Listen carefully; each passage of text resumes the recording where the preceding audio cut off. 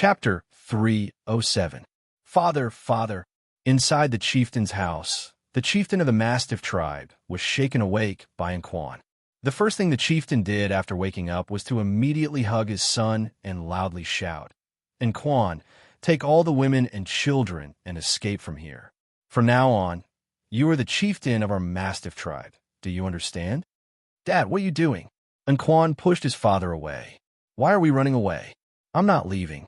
"Good son, Dad knows you don't want me to leave, but Dad is the chief of the tribe. Without Dad to lead them, they will not fight with all their strength. Dad must be at the forefront to buy time for you to escape." "Not good. I can't talk nonsense anymore. How long have I been unconscious? How far are those Yuan-ko now?" "Okay, Dad, don't worry about those Yuan-ko. They're all dead." Quan shouted. "Dead?" The chief began to be confused again. "More than 300 Yuan-ko, all dead?" "Not 300, at most 100 or so."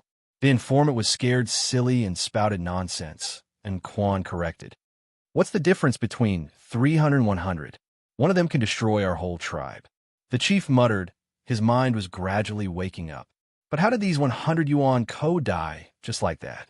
Could it be that they were killed by the sword-bearer named Gahan? Who else could it be?" And Quan nodded.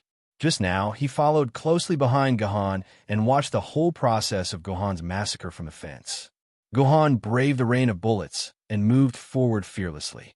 Then, with just a few swings of his sword in the air, all the knees of Yuan-ko were cut off. This kind of fighting ability completely changed Quan's understanding of Yuan-ko and the sword-bearer. It turned out that the seemingly powerful Yuan-ko was so fragile. It turned out that humans could become powerful to this extent after having a sword mistress. No wonder the chairman of Yanjing City was willing to exchange the lives of 10 ordinary people for a sword-bearer. To Quan, it would be worth it even if he had to sacrifice 100 lives to exchange for it. Quan completely repeated the battle process to his father. The chief did not speak for a long time. After a long time, he finally said, "Fortunately, son, you reacted quickly just now. Otherwise, that sword-bearer would have really killed me." Back on the battlefield, under Gahan's command, I Ching's white iron sword began to stab the female high school students who had lost their legs one by one. The white iron sword accurately stabbed into the heart of these Yuan-ko, creating a large hole. Surging blood sprayed more than a meter high. In less than 10 seconds, these female high school students who had been stabbed had all returned to the dimensional vortex. System notification. Mission target I Ching has killed Yuan-ko 118. Please keep up the good work. The more Yuan-ko I Ching kills, the higher the dungeon rating. System notification. Mission target I Ching has killed Yuan-ko 119.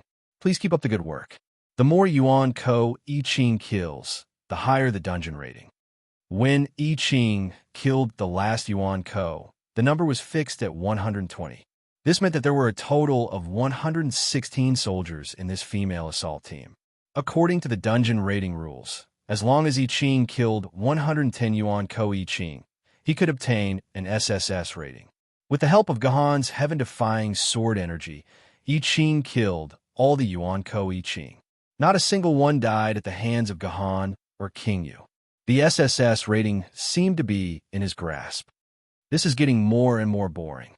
The dungeon is going to end soon. I should go back and study the Challenge League in 2 days. Gahan thought silently. According to the dungeon process, when this wave of Yuan-ko I Ching will be able to officially become a qualified sword-bearer, Gahan would also successfully complete his quest. He could return to the Quest Evaluation Center to receive his quest reward. System notification. Mission target I Ching has killed Yuan-ko 120. Quest 3 completed. Quest updated. System notification.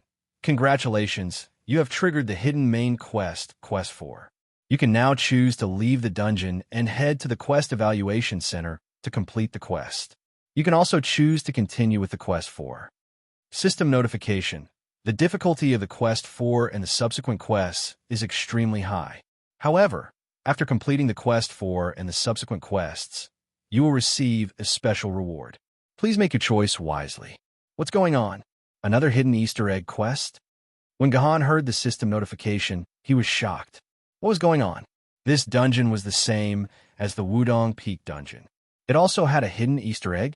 As far as Gahan could remember, the hero's Rise from Insignificance Instance dungeon did not have any Easter egg content. However, Gahan did not pay much attention to this dungeon. He did not know if this Easter egg had been triggered before. What choice do I have? Naturally, Gahan chose to continue with the dungeon. Despite the high difficulty of the subsequent quests, Gahan's blood began to boil. The reason he felt bored was because this dungeon was too easy. This type of dungeon that was like crushing noobs would only make Gahan feel bored. System notification. Quest updated.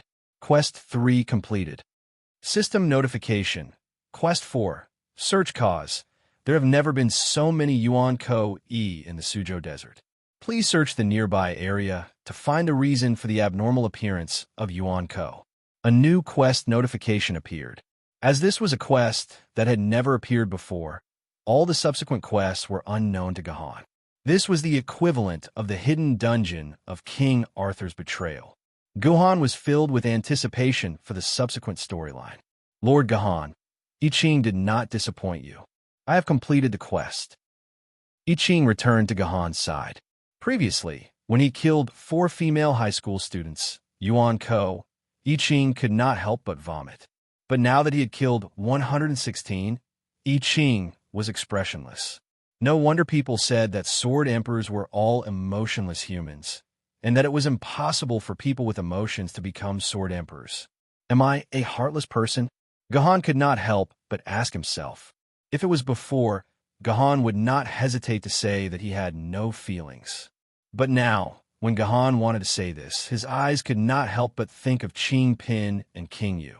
This kind of Gahan did not have the face to say that he was heartless. You were shot just now. Gahan noticed some black marks on I Ching's body and asked.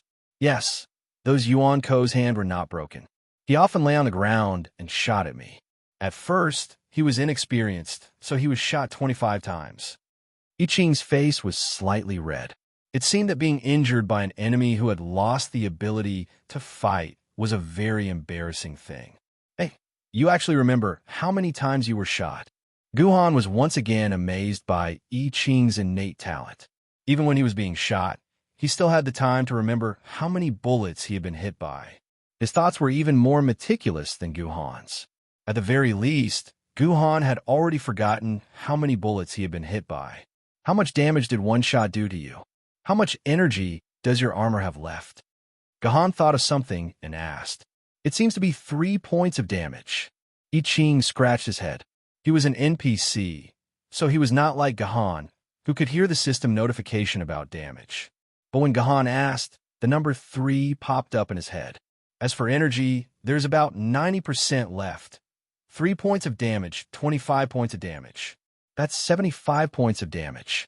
When Gahan heard this string of numbers, he began to calculate in his mind.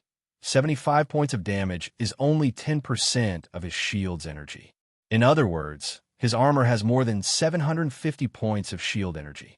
I remember that the Sword Maiden Form's Guardian ratio is 0.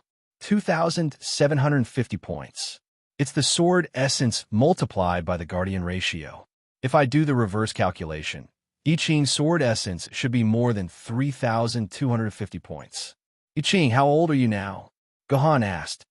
17. I Ching replied readily, and then added, I'll be 18 in 10 months. He's only 17, Gahan exclaimed. This meant that I Ching's 3,250 points of innate sword essence were all from his sword essence. 3,250 innate sword essence was enough to enter the top 10 of the innate sword essence leaderboard. It seemed that Jitian Jindi's strength was not entirely based on his hard work and character.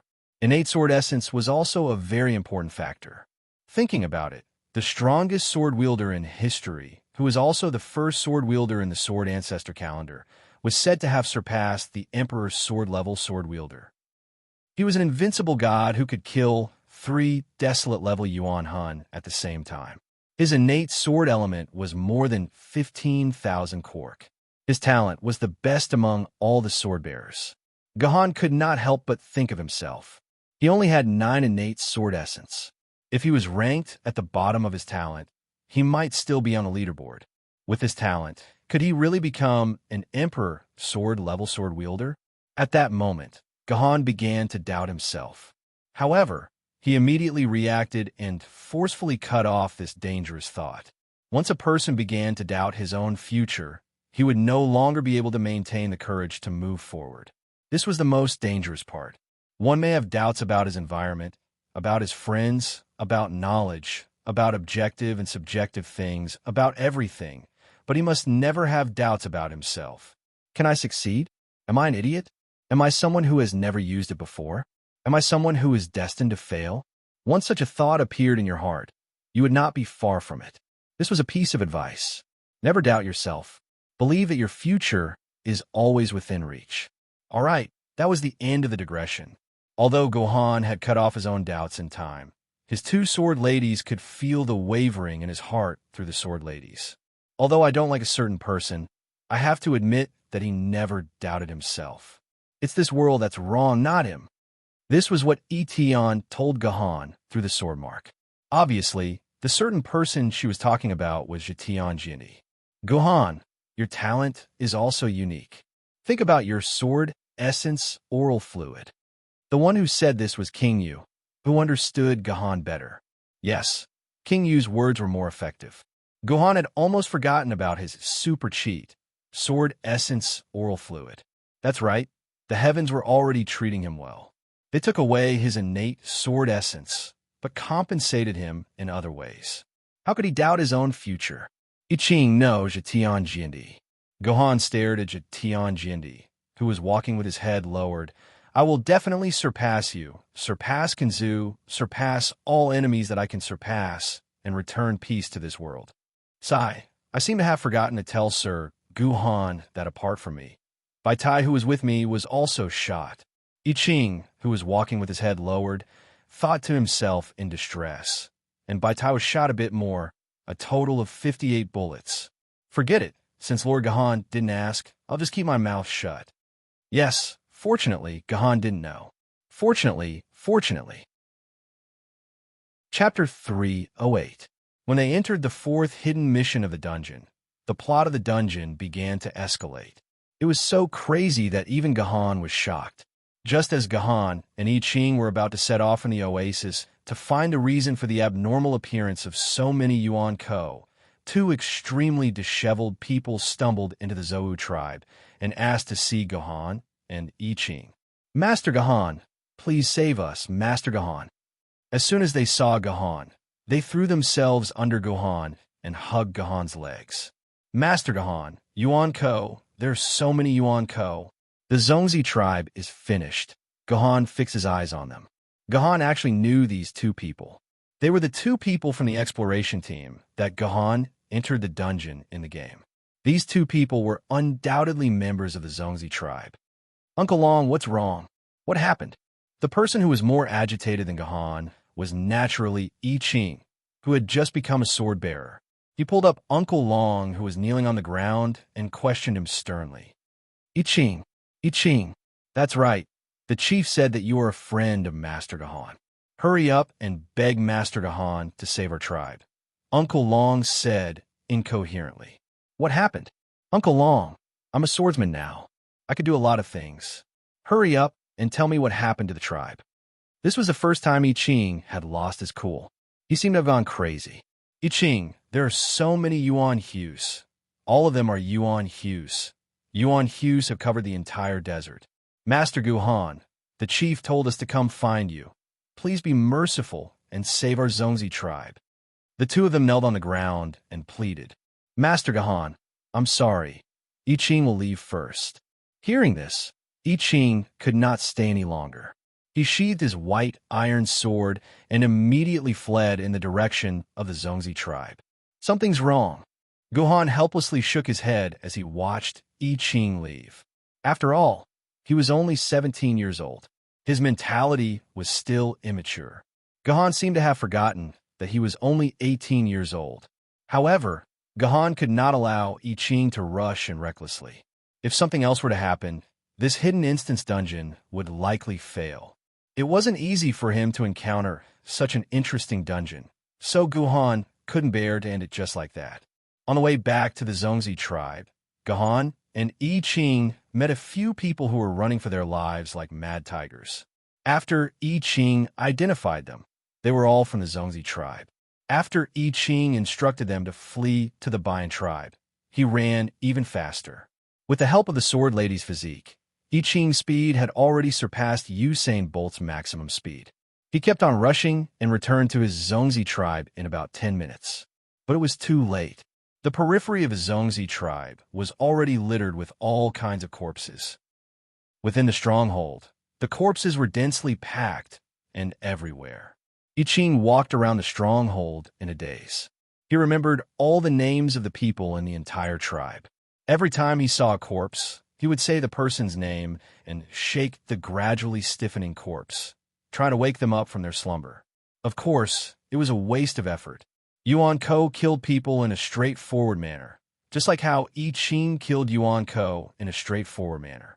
I Ching, amidst the pile of corpses, I Ching suddenly heard a weak voice calling his name. Following the direction of the voice, he realized it was the tribal chief, Ian. The oldest man in the tribe was still alive. He had lost an arm, and his face was pale from excessive blood loss. Although he was still alive, he did not have much longer to live. Chief! I Ching ran over and hugged the tribal chief. 2 drops of tears rolled down his cheeks. This was the first time Gahan saw the young heaven-covering Jinni cry. Child, I don't have time to hide anymore.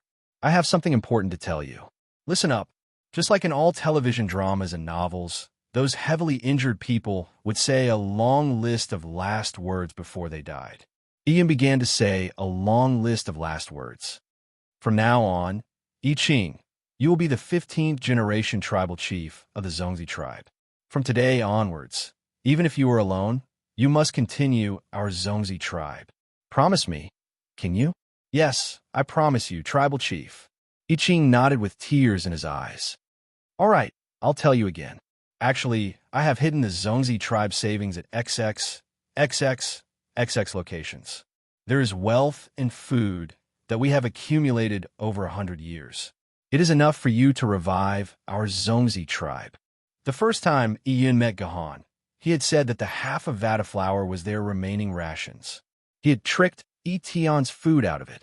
Who would have thought that they had 3 secret treasures? Upon careful thought, this was very normal. Without this cunning rabbit's wisdom, the Zongzi tribe would not have lasted for 200 years. There's one last thing. The tribal chief's last breath, sure, took a long time. After explaining 2 things, there was one last thing.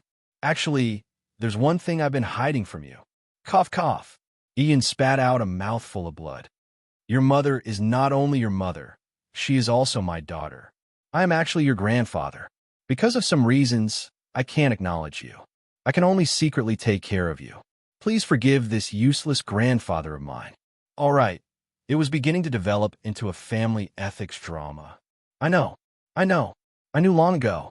Without grandfather's care, I Ching, would have long died in the desert. I Ching nodded desperately. Actually, there's one more thing I've been hiding from you. Cough, cough. Ian spat out another mouthful of blood. Your mother did not disappear. She was sucked into the demon palace. Ian said another piece of heavy news. Mother. Upon hearing the news of his mother, I Ching was somewhat excited. Grandfather, don't worry. I am now a sword wielder. I will definitely storm into the demon palace and find my mother. All right, now I can die in peace. Ian slowly closed his eyes in I Ching's embrace. 2 drops of hot tears rolled down I Ching's face, dripping onto Ian's face. Then, Ian's eternally closed eyes suddenly opened. Sorry, there's one more thing I forgot to say. Ian, who refused to say the last sentence, grabbed I Ching with one hand and extended his other hand towards Gahan. Lord Gahan, can I invite you over? Me? Although Gahan did not understand why the grandfather and granddaughter would ask him to come along, perhaps it was a requirement of the plot. Thinking silently, Gahan walked to Yun's side and grabbed Yun's skeleton-like hand. Lord Gahan, this old man has a presumptuous request. I hope Lord Gahan will not reject it. Ian looked at Guhan with eyes filled with hope. According to the normal progression of the plot, Guhan naturally would not reject the words of an elder who was about to die.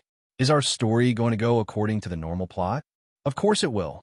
Gahan held Ian's hand tightly. Chieftain Ian, don't worry. As long as it's within Gahan's capabilities, Gahan will definitely do it. Next would be a new plot mission. Gahan guessed that the game's plot was always like this. Next would be a new plot mission for Gahan. Lord Gahan, don't worry. This matter, Lord Gahan will definitely be able to do it, Iyun said with a smile. Lord Gahan, from today onwards, I will entrust I Ching to Lord Gahan. Chieftain Iyun, don't worry. I Ching is like my disciple. I will definitely teach him well and make him a strong sword wielder. Gahan thought Iyun was going to say something, but it turned out to be a cliché of entrusting an orphan. If not for the dungeon's plot, if not for the fact that I Ching was a young Jindy, Gahan would not have agreed to take care of such a burden. He could not even take care of Qingpin. Wrong. Ian shook his head and kept saying wrong. Gahan did not understand. Wasn't Ian going to entrust him to take care of I Ching? Lord Gahan, I am not asking you to be I Ching's master. Cough. Ian continued to vomit blood. I hope that I Ching can become her wife. I Ching is now a sword wielder, so he should be worthy of Lord Gahan. What the hell? What the hell is this? What the hell? What the hell is this? The first what the hell was said by Gahan. Even with Gahan's calm personality, he was shocked. What situation was this? Wasn't I Ching a young man? Why was he marrying him? He was heaven-covering Jindy. It was clearly written in countless history books that he was a man. He was a man. The second what the hell was said by Tian. She burst out of her scabbard and transformed into a sword maiden, appearing beside Gahan. From the looks of it, heaven-covering Jindy sword maiden did not know that her sword wielder was a woman. Grandfather, what did you say? I Ching's face blushed. What the hell? Could it be that she was really a girl? Ha ha. Iyun chuckled, and with a tilt of his head, he died. This time, Iyun was really dead. Gahan felt his pulse, and he could not be more dead. Grandfather. While I Ching was hugging Iyun and crying, Guhan pulled Tian to a place far enough away. What's the situation? Tian, answer me honestly. Is heaven-covering Jindy really a girl? Guhan really could not believe that heaven-covering Jindy was actually a girl. This was because not only was heaven-covering Jindy a boy in all historical records, he was also a married man. He even had descendants living in this world. How would I know? I always thought he was a man. He always dressed as a man. He didn't look like a woman at all. Tian's expression was even weirder than Gahan's. She could not accept this fact. He always says he is a man on any occasion, but he is clearly a man. Then let me ask you, have you ever seen him naked? For example, when he is bathing. No. Can't you feel whether he has that thing in his body or not in his Zifu? No, the Purple Mansion does not have that function. Then when he sees a beauty, does his body have a lustful reaction? He never looks at beauties. Then what about his wife? Doesn't he have a wife? He even has a child. I don't know. After he became an Empyrean sword, he used green hair sever to remove the sword scars on me. This is why I hate him for life. Chapter 309. Gahan did not know if the fact that Jatian Jindy was a woman, or if it was something that had truly happened in history, or if it was something that the dungeon had fabricated out of thin air. However, regardless of the truth, Gahan had to complete this dungeon. Gahan had a feeling that this dungeon might reveal a truth that he had never imagined. Gahan had to perfectly clear this dungeon. Husband, I Ching, who bade farewell to Iyun, slowly walked to Guhan's side. Her cherry lips spat out a word that Guhan found unbearable. Hearing the future Jatian Jindy call him husband, Gahan felt goosebumps all over his body. As for Tian, who was standing behind Gahan, he was so frightened by I Ching calling him husband that he turned into a sword. It was as if Tian's entire worldview had been blown apart. Are you really a girl? Gahan asked in disbelief. I Ching nodded silently. In the desert, a lonely girl is the target of all men. I Ching has no parents to take care of her, so she can only pretend to be a boy. Apart from her grandfather, no one else knew about this. However, from today onwards, husband will be the second person to know I Ching's true gender. After saying that, I Ching's entire body exuded the aura of a gentle wife, causing Gohan's heart to sway. What kind of damned setting was this? How did that extraordinarily intelligent youth, I Ching, suddenly become a little wife? This change was a little too fast. I Ching might have a good impression of Gohan, but it was only a good impression. It was impossible for it to rise to the level of love. Therefore, I Ching's demeanor of a little wife was mostly an act. The reason for her acting was very simple. With I Ching's current strength as a sword-bearer, it was impossible for her to help the Zongzi tribe take revenge and kill off Yuan Ko. If I Ching wanted to take revenge, he could only rely on Gohan's power. What could be more justified than taking revenge for his wife? The reason why Yi Yun entrusted I Ching to Gohan before his death was probably because of this. I Ching, stop acting. I know what you're thinking. I promise you, I will avenge the Zongzi tribe. I hope that you can live according to your heart and not carry these inexplicable things. Gohan said seriously. At this time, Gohan had two choices. One was to go along with I Ching's performance and continue acting as a married couple. The second was to expose I Ching's performance, just like what Gohan had said just now, and let everything return to reality. Gohan finally chose the second option because he knew that no matter how real the acting was, it was just a play. It might be useful for a naive and sweet person, but for an empress like I Ching, it was more appropriate to maintain a sense of sincerity. Hearing Gohan's words, I Ching didn't say anything else. She lowered her head and pondered for a while, then suddenly knelt in front of Gohan and kowtowed 3 times. With a sad expression, she spat out a word of thanks. When I Ching kowtowed, Gohan did not stop her. Instead, he stood there quietly and accepted I Ching's 3 kowtows. Then, Gohan helped I Ching up, the young heaven-shrouding Sword Emperor, and said gently, I have received 3 kowtows from you. In this life, I will definitely help you climb mountains of blades and seas of fire to take revenge. Don't worry. Understood. I Ching's expression gradually turned cold. Who knew what she understood? Looking at the wounds of the dead and injured, they were all killed by bullets and shrapnel. It seems like these Yuan Ko are the same as the ones we encountered in the Taowu tribe. They are all the work of an army of Yuan Ko. Gohan examined the wounds of all the corpses and came to this conclusion.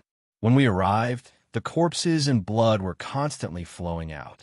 This means that the time when these Yuan Ko finished the massacre was not far from when we returned. It is very likely that they left 2 to 3 minutes ago. But after we arrived here, we did not even see a single Yuan Ko. These Yuan Ko should have a means of transportation that can move quickly. I Ching followed behind Gohan and analyzed the situation. The means of transportation for the army are often things like cars. Trucks are not like Yuan Ko, which can hide in dimensional rifts and will not leave traces on the desert. If it was a truck, there would definitely be traces. The two of them quickly investigated the surroundings of the stronghold and indeed found shallow tire tracks. They estimated that in a few minutes, these tracks would be covered by the sandstorm. Let's chase after them. Wait, I Ching. Don't you want to bury your clansmen's corpses first? Gohan reminded I Ching. There's no need. People in the desert will naturally be buried by the sandstorm. This is the will of the heavens. I Ching's words were filled with a deep coldness. Regardless of gender, this originally bright and intelligent young man was gradually becoming the cold and emotionless heaven-shrouding Sword Emperor of the future. The will of the heavens? Gohan sighed inwardly when he heard I Ching's words. I Ching, do you know that in the future, you will fight your way to the heavenly courts and overturn the entire eastern immortal world? The will of the heavens is probably nothing to you. Gohan and I Ching chased after the intermittent tire tracks as they advanced. Along the way, Gohan and I Ching passed by 3 or 4 oases. These oases were where human tribes gathered. Just like the Zongzi tribe, These pitiful tribes were all turned into dead zones by Yuan-Ko's massacre. The yellow sand that filled the sky was dyed bright red by the blood of these dead people. These Yuan-Ko, they are here to exterminate us humans. I Ching clenched his fists tightly and gritted his teeth. The Suzhou Desert was not large. It was less than the size of county. There were only 7 or 8 oases in total, less than 10 tribes. At this time, the number of tribes that had been exterminated by Yuan-Ko had reached 5. This was equivalent to half of the desert's population dying in this calamity. Finally, after passing by the 5th tribe that had been exterminated, Gahan and I Ching finally followed the group of Yuan-Ko's nest. It was a location close to the old Suzhou city ruins at the edge of the desert. Hundreds of military tents were set up on the yellow sand, forming a small military camp. At the same time, hundreds of Yuan-Ko's troops were reorganizing in the camp. These Yuan-Ko's were the same as the Yuan-Ko's that had been massacred in the Taowu tribe. They all looked like female high school students and held Mauser 98 rifles in their hands. Looking at their readied appearance, it seemed that they were ready to set off again to attack the next tribe. It's them. They're the ones who killed them all. I Ching's voice was a little muffled. Due to his excitement, I Ching's voice was trembling uncontrollably. These female high school students were the Yuan-Ko's that had exterminated the entire Zongzi tribe. When I Ching saw them, his entire body was trembling with excitement. Just like Gahan, an unforgettable hatred filled every corner of I Ching's body. I understand now. They're going to complete the mission that the group we killed didn't complete. They're going to kill all the remaining tribes. At this time, the troops had already boarded the military trucks and began to leave the camp, heading towards their new target. I Ching was familiar with the situation in the entire desert. Looking at the direction of the convoy, she knew that they were going to the oasis where the Taowu tribe was located and launch a new attack on the Taowu tribe. That was why she said that. So that's how it is. It seems that they originally planned to annihilate all the tribes from 2 directions at the same time. However, we've already eliminated one of the teams, so the remaining team must take over that team's mission and kill all the remaining tribes. Originally, Yuan-Ko's killing and annihilation plan was flawless. Unfortunately, they encountered Gahan and lost almost a company of troops for no reason. The battle plan is very simple. We'll kill this suicidal troop first, then destroy the entire camp. Guhan completed the entire battle plan without hesitation. Because Guhan's combat strength completely crushed the opponent, the entire battle plan did not require any strategy. It was just a simple charge and kill. However, this plan was exactly what I Ching liked. She couldn't wait to kill these executioners who had exterminated her tribe with her own hands. Sir Military Governor, can you not attack first? I Ching hugged Gahan's arm and said coldly, I like to use my own strength to avenge my tribe, instead of relying on your strength, Sir Gahan. Sure, Gahan did not refuse. Previously, he killed all the female high school Yuan-Ko soldiers to ensure that everyone died in I Ching's hands. It was also to complete the dungeon's rating requirement. Now that they had entered the hidden quest, the rating requirement and the SS rating were no longer important. What was important was I Ching. Gahan had to take care of I Ching's emotions. Moreover, Gahan was extremely interested in I Ching's strength. This was one of the strongest Jindi in history. How strong was her combat talent? This was what Gahan was most interested in. I Ching and Bai Tai, who were filled with hatred, were lying in ambush on the path that the convoy must pass through. Gahan was not far from I Ching, always paying attention to I Ching's personal shield. He did not want I Ching to die under the siege of these Yuan-Ko soldiers. According to Gahan's original intention, he wanted to stay by I Ching's side and watch over her so that he could save I Ching immediately. However, I Ching refused. Gahan expressed his understanding and support of her desire to take revenge alone. In any case, no matter how far away they were, a single strand of sword chi would be enough to ensure I Ching's safety. So, Gahan watched from afar as the future Jindi performed in battle for the first time in her life. It was a magnificent performance. Chapter 310. From Gahan's point of view, I Ching was a little careless at the beginning of the operation. When the first vehicle arrived at I Ching's ambush spot, Bai Tai, who was dressed in white, could not wait to jump out and slash at the military truck's wheel. According to the plan that Gahan had given I Ching, Bai Tai was supposed to find a way to paralyze one of the vehicles and block the movement of the vehicles behind it, causing a series of collisions. In this way, the Yuan Ko, who were confused by the accident, could not form a battle formation immediately. This gave Bai Tai a chance to turn the whole battle into a chaotic battle. However, I Ching's slash did not stop the first vehicle. The wheel that was attacked was still on the truck's axle, but the tire had been slashed. As a result, the series of collisions that Gahan had hoped for did not happen. All the vehicles stopped safely, and then the female soldiers jumped out of the vehicles one after another. They began to form a formation spontaneously and started shooting at the bold Bai Tai. If the soldiers were to form a formation, Bai Tai would definitely be shot at the same time. With her ancient sword shield, it would not take long for it to break. It could be said that the beginning of the battle was not smooth. Soon, Gahan saw I Ching's flexible fighting style. When I Ching noticed that the Yuan Ko had begun to form a formation, she immediately ordered Bai Tai to rush to a truck beside her. At this time, there were 5 or 6 female high school students in the truck. Among them, Yuan Ko did not get out. When they saw Bai Tai get in the truck, they immediately picked up their rifles and started shooting at her. Because the shooting distance was very close, Bai Tai took 3 bullets at once.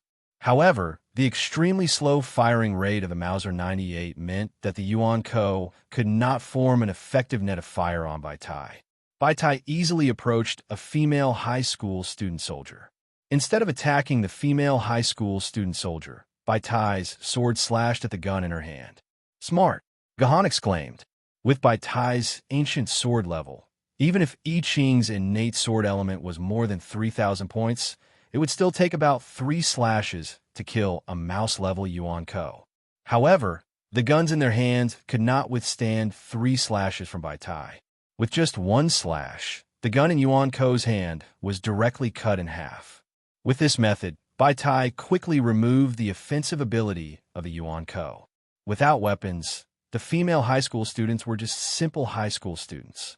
They were easily killed by Bai Tai on the truck.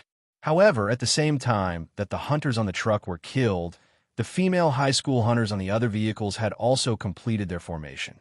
They began to fire at Bai Tai Jian on the back of the truck.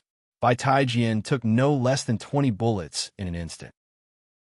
Although the bullets bounced off Bai Tiejian's steel membrane shield, a small crack appeared on the shield. After a dozen more volleys of attacks, Bai Tiejian's personal shield would be destroyed. Come back, Bai Tai. At this time, I Ching suddenly jumped up from the sand. With a command, Bai Tai turned into a ray of light and flew back to I Ching's hand, turning back into the shape of a sword.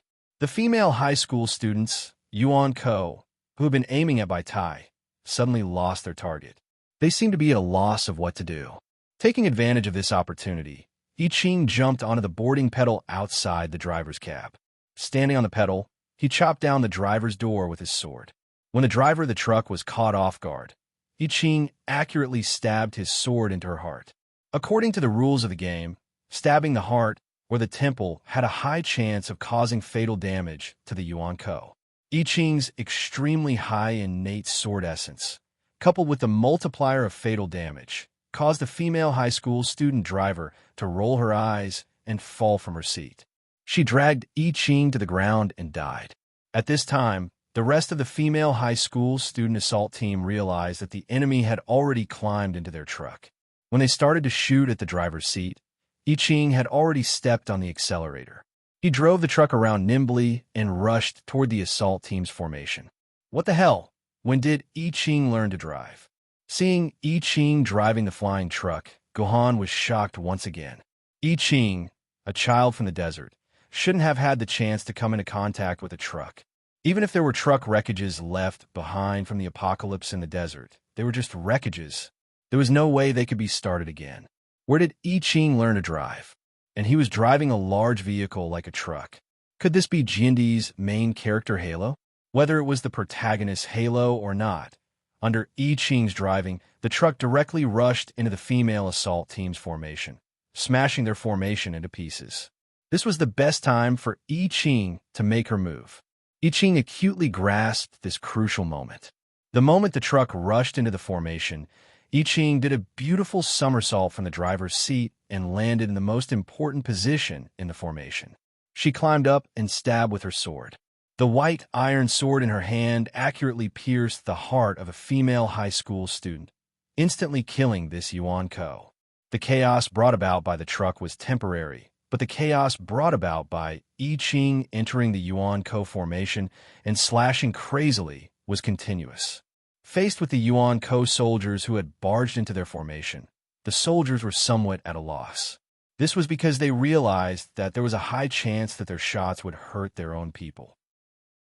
For a moment, all the gunshots stopped, and all the female high school student soldiers were at a loss. The Yuan Ko soldiers were at a loss, but that didn't mean I Ching was at a loss. This was the best opportunity for her to kill the enemy. The white iron sword in her hand was like a nimble and tricky little snake, always accurately piercing the opponent's heart.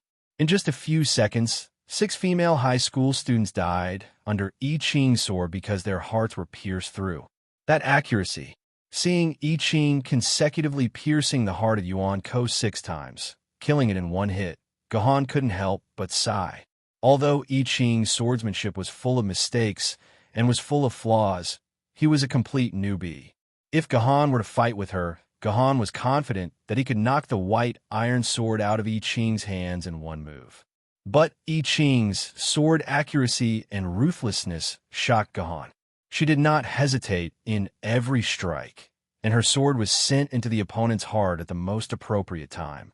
It didn't even need to think to know that to consecutively pierce the heart of a moving enemy 6 times, it required terrifying accuracy. Gohan, before the age of 15, couldn't guarantee that he could do this. At that time, Gohan had already practiced swordsmanship for 8 years. This is a talent that only the top sword masters have. With a little guidance, I Ching will become a terrifying sword master. Just based on this heart-piercing technique, I Ching could become a sword master. If I teach her the 9 swords of mysterious heaven, I'm afraid that in less than 3 years, I won't be a match for I Ching. Gohan compared himself with I Ching again and couldn't help but come to a somewhat pessimistic conclusion. His 12 years of swordsmanship couldn't compare to I Ching's 3 years of swordsmanship. After all, I Ching was the future Jindy and also one of the strongest Jindy in history, so it was natural that she had such talent. Their attention shifted from Gohan to the battlefield. At this time, all the Yuan Ko soldiers reacted. If they didn't shoot, they could only let the opponent kill them. Their eyes turned red. Regardless of whether it was the soldiers in the distance or close by, they all started to fire wildly at I Ching without caring about their teammates. Dang, dang, dang, dang. God knew how many bullets hit I Ching's body. I Ching's attack technique was not bad, and every move was fatal. However, her ability to dodge the bullets was not good, or she simply did not dodge at all. She could only let the bullets hit her body, and cracks kept increasing on her personal shield. Probably because she estimated that her personal shield would not last much longer. I Ching's movements became faster and faster. It seemed that she planned to get rid of all her opponents before her personal shield broke. As I Ching's attack speed became faster, more and more female Yuan Ko students were pierced in the heart by I Ching. One by one, they fell at I Ching's feet. Among the fallen Yuan Ko, there was a female high school student who was particularly miserable. After I Ching's white iron sword pierced her heart, it even spun around and stirred her heart into a mass of meat paste. There was another female high school student. Perhaps it was because her opie was very big, and her cup was probably more than an F cup. For a moment, I Ching did not pierce through her chest. The blade of the sword was stuck in a thick, soft mass of flesh. I Ching had to expend a lot of effort to pull out the white iron sword and stab it with her sword before it pierced through her heart. This was the only Yuan Ko that I Ching had to use 2 sword strikes to kill. It was said that I Ching was very unhappy with women with cup larger than an F cup. Of course, this was just a rumor. The most miserable one was another female high school student. Her OP was the same as the previous one, and it was an F cup. In the end, I Ching changed the tradition of piercing the heart with one sword. First, she cut from the side, and the entire OP on the right side was cut off. A large piece of beautiful flesh with bright red blood fell to the ground. Without the obstruction of the fat, I Ching was satisfied and stabbed the sword into the wound that was cut off, sending the unlucky Yuan Ko on his way. The whole battle was so bloody that it had reached the level of Forbidden 98. What was Forbidden 98? It was forbidden for those below the age of 98 to watch. As for those above the age of 98, they had to ensure that they could live past that age first. I Ching's killing speed was extremely fast. Over 100 Yuan Kos were soon killed by I Ching, and there were less than 10 Yuan Kos left. It looked like I Ching was about to completely annihilate all of the Yuan Kos. However, at that moment, I Ching's personal shield was also on the verge of shattering. As a bullet hit her body, the entire personal shield shattered, and I Ching's body was completely exposed to Yuan Ko's bullets. Without the personal shield protection, as long as a bullet hit a vital part, I Ching would be sent to heaven. Sigh, it's time for me to make my move. Finally, it was time for Guhan, who had been watching the show for a long time, to make his move. Guhan held onto the heavenly sword and prepared to send a sword beam over to save I Ching from the threat of the bullets. She had already killed over 90% of her enemies. She must be satisfied. Guhan's attack speed was very fast. A sword beam was sent out, heading towards the remaining Yuan Kos. It seemed as though the Yuan Kos were about to die to his sword beam. At the same time, I Ching, whose personal shield had been shattered, suddenly roared out madly. As she spoke, she slashed out with her white iron sword and a sword beam that was much smaller than Guhan's sword beam shot out. As I Ching was much closer to the remaining Yuan Kos than Guhan's sword beam. Even though I Ching's sword beam was released slightly later, it still managed to slash the remaining Yuan Kos before Guhan's sword beam arrived, cutting the Yuan Kos in half. Is she still a human? Guhan was shocked. Guhan, who had always thought that his talent was unparalleled in the world, was shocked by another person's talent for the first time. She actually used her own strength to comprehend and use sword beam in the first battle of her life at the ancient sword rank. Is she still a human? I Ching was not a human. She was the emperor of sword bearers, heaven shrouding Jiandi. Chapter 3:11. After killing all the murderers of the Zongzi tribe and returning to Guhan's side, I Ching's face that was full of hatred had already calmed down. At least, ordinary people would not be able to see any unforgettable hatred on I Ching's face. Thank you, Sir Military Governor, for your kindness. I Ching will never. I Ching was halfway through his sentence when his eyes rolled back. He seemed to have lost his support and was about to fall to the ground. Fortunately, Guhan's eyes and hands were quick. He caught I Ching in his arms, preventing I Ching from falling onto the sand dune. You're too tired. The battle just now has already exhausted all of your strength. Touching I Ching's body, even his bones were soft. This meant that I Ching's physical strength was almost at its limit, especially the last sword aura. After Guhan released the sword aura for the first time, his body was also sore for a few days before he recovered. The human body was indeed fragile. It's all right, Sir Military Governor. I Ching blushed in Guhan's arms. Sir Military Governor, let's continue to attack the last barracks. Only by completely annihilating this group of Yuan Ko, I Ching can comfort the souls of my tribe in heaven. No, your physical strength has not recovered yet. You can't go up and fight now. I won't allow you to go up and die like this. All right, then I Ching will rest for a while. I Ching nodded shyly. Here, drink this. When you feel like your body has been emptied, drink this is the last thing you need. Guhan passed a bottle of Laozhan white flower snake grass water to I Ching. He was not sure if everyone still remembered this thing. It was a good thing that could greatly recover the energy of a sword wielder. It was a godly item that every sword wielder had in their dimensional pocket. Thank you.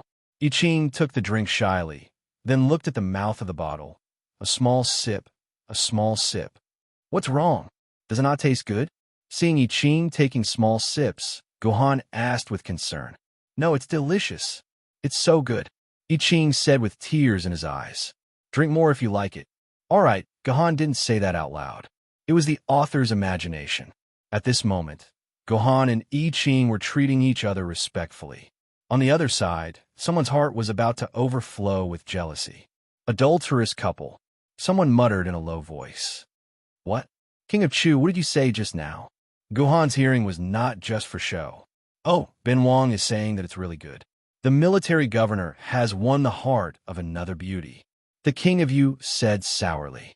This guy, the pH in his mouth should be less than 3 points, right? Even dilute sulfuric acid was only SOSO. However, since Prince Yu mentioned a beauty, taking a closer look, I Ching was at most a delicate tomboy. She was even worse than Brother Chan. Calling her beautiful was really praising her, especially her chest. Logically speaking, if I Ching's breasts were slightly undulating, Gohan wouldn't treat her as a young man. Although the taste of the Laozhan white flower snake grass water was debatable, it had a great effect on the recovery of the wielder's body and energy. I Ching drank a bottle, and her condition was much better. Taking this opportunity, Gohan asked I Ching a few questions that he was very concerned about. Where did you learn this sword technique of stabbing the heart? Gohan was quite curious about I Ching's technique of stabbing the heart 100 times. Even if it was Gohan, he would have to practice for more than 3 years to be able to do this. Didn't military governor teach I Ching this? I Ching raised her head in confusion and looked at Gohan doubtfully. When did I? Gohan wanted to deny it subconsciously, but he immediately reacted. Oh right, I Ching had stabbed the heart under his command to finish off the 100 over Yuan Ko. Could this be the teaching that I Ching spoke of? She was able to reach this level with just this little bit of practice? If military governor didn't let I Ching practice the finishing off technique, I Ching wouldn't be able to be so proficient. This is all thanks to military governor. I Ching must thank military governor. I Ching's words confirmed Gohan's guess. Damn, he didn't think that I Ching would actually be able to master the skill of stabbing the heart with just this little bit of practice. So Zhetian learned the heart-piercing sword technique from this. Inside the Purple Palace, Itian suddenly said this through the sword mark. You, Itian, what heart-piercing sword technique are you talking about? Gohan immediately asked. You don't know? When Zhetian Jindi killed Yuan Ko, whether it was the human Yuan Ko, the beast Yuan Ko, or some other strange Yuan Ko, as long as they had hearts, then Zhetian would definitely kill them by piercing their hearts. Of course, that wasn't necessarily the case. There were some Yuan Dan that didn't have hearts, or Yuan Dan that wouldn't die even if their hearts were destroyed. Zhetian wouldn't do that. Later on, everyone said that Zhetian learned some heart-piercing sword technique, but I Ching never admitted this. After listening to Itian's narration, Gohan was speechless. The heroic and invincible image of Zhetian Jindi that could be clearly seen in history books had been completely overturned. Gohan suddenly had a strong interest in the real Zhetian Jindi in history. He urgently wanted to know what happened behind the scenes of Zhetian Jindi. That was because Gohan had a feeling that all of this had something to do with his clan. About 30 minutes later, with the help of the Laozhan white flower snake grass water, I Ching's physical strength and energy had almost recovered. Gohan decided to officially start the attack mission on the last Yuan Ko camp. After eliminating 2 waves of female high school commandos, there were about 50 female high school commandos left in the camp. In addition, there were 5 tanks, 2 IFVs, dozens of machine guns, and a helicopter. Their combined combat power far exceeded the German female high school commandos of more than 100 people. What made Gohan feel strange was that these Yuan Ko clearly had such a strong combat power left, but they didn't care about the death of their comrades. Not only did they not come out to support I Ching when he was fighting with the other side, even though 30 minutes had passed, they still didn't seem to know that the troops they sent out had been completely wiped out, and they just firmly guarded the camp. In this regard, Gohan had 2 guesses. Either these Yuan Ko had all lost their minds, and there was no one to command them, so they didn't care about the death of their companions. Or there was something important hidden in the camp, and the remaining Yuan-ko had to firmly guard these things, so they would never leave the camp. No matter which guess it was, Gahan had to kill his way into the camp to find out the truth. When the attack officially started, I Ching still wanted to be the first to rush into the camp, but she was stopped by Gahan. Gahan warned I Ching not to think that she was invincible just because she single-handedly defeated an entire team. The firepower of this camp was much more terrifying than that of the previous team. Gahan ordered I Ching to protect his flank, and the main battle would still be completed by Gahan himself. Although I Ching didn't agree with this, she soon understood how correct Gahan's decision was. When Gahan began to rush into the camp to defend, dozens of machine guns simultaneously aimed at Gahan and opened fire. The crazy rate of fire was even more terrifying than 1,000 soldiers firing at the same time. I Ching estimated that Gahan would be hit by at least 50 bullets per second. How could I Ching's personal shield withstand such terrifying damage? In the face of such an attack, I Ching's personal shield would shatter in less than 7 seconds, and then she would be shot to death.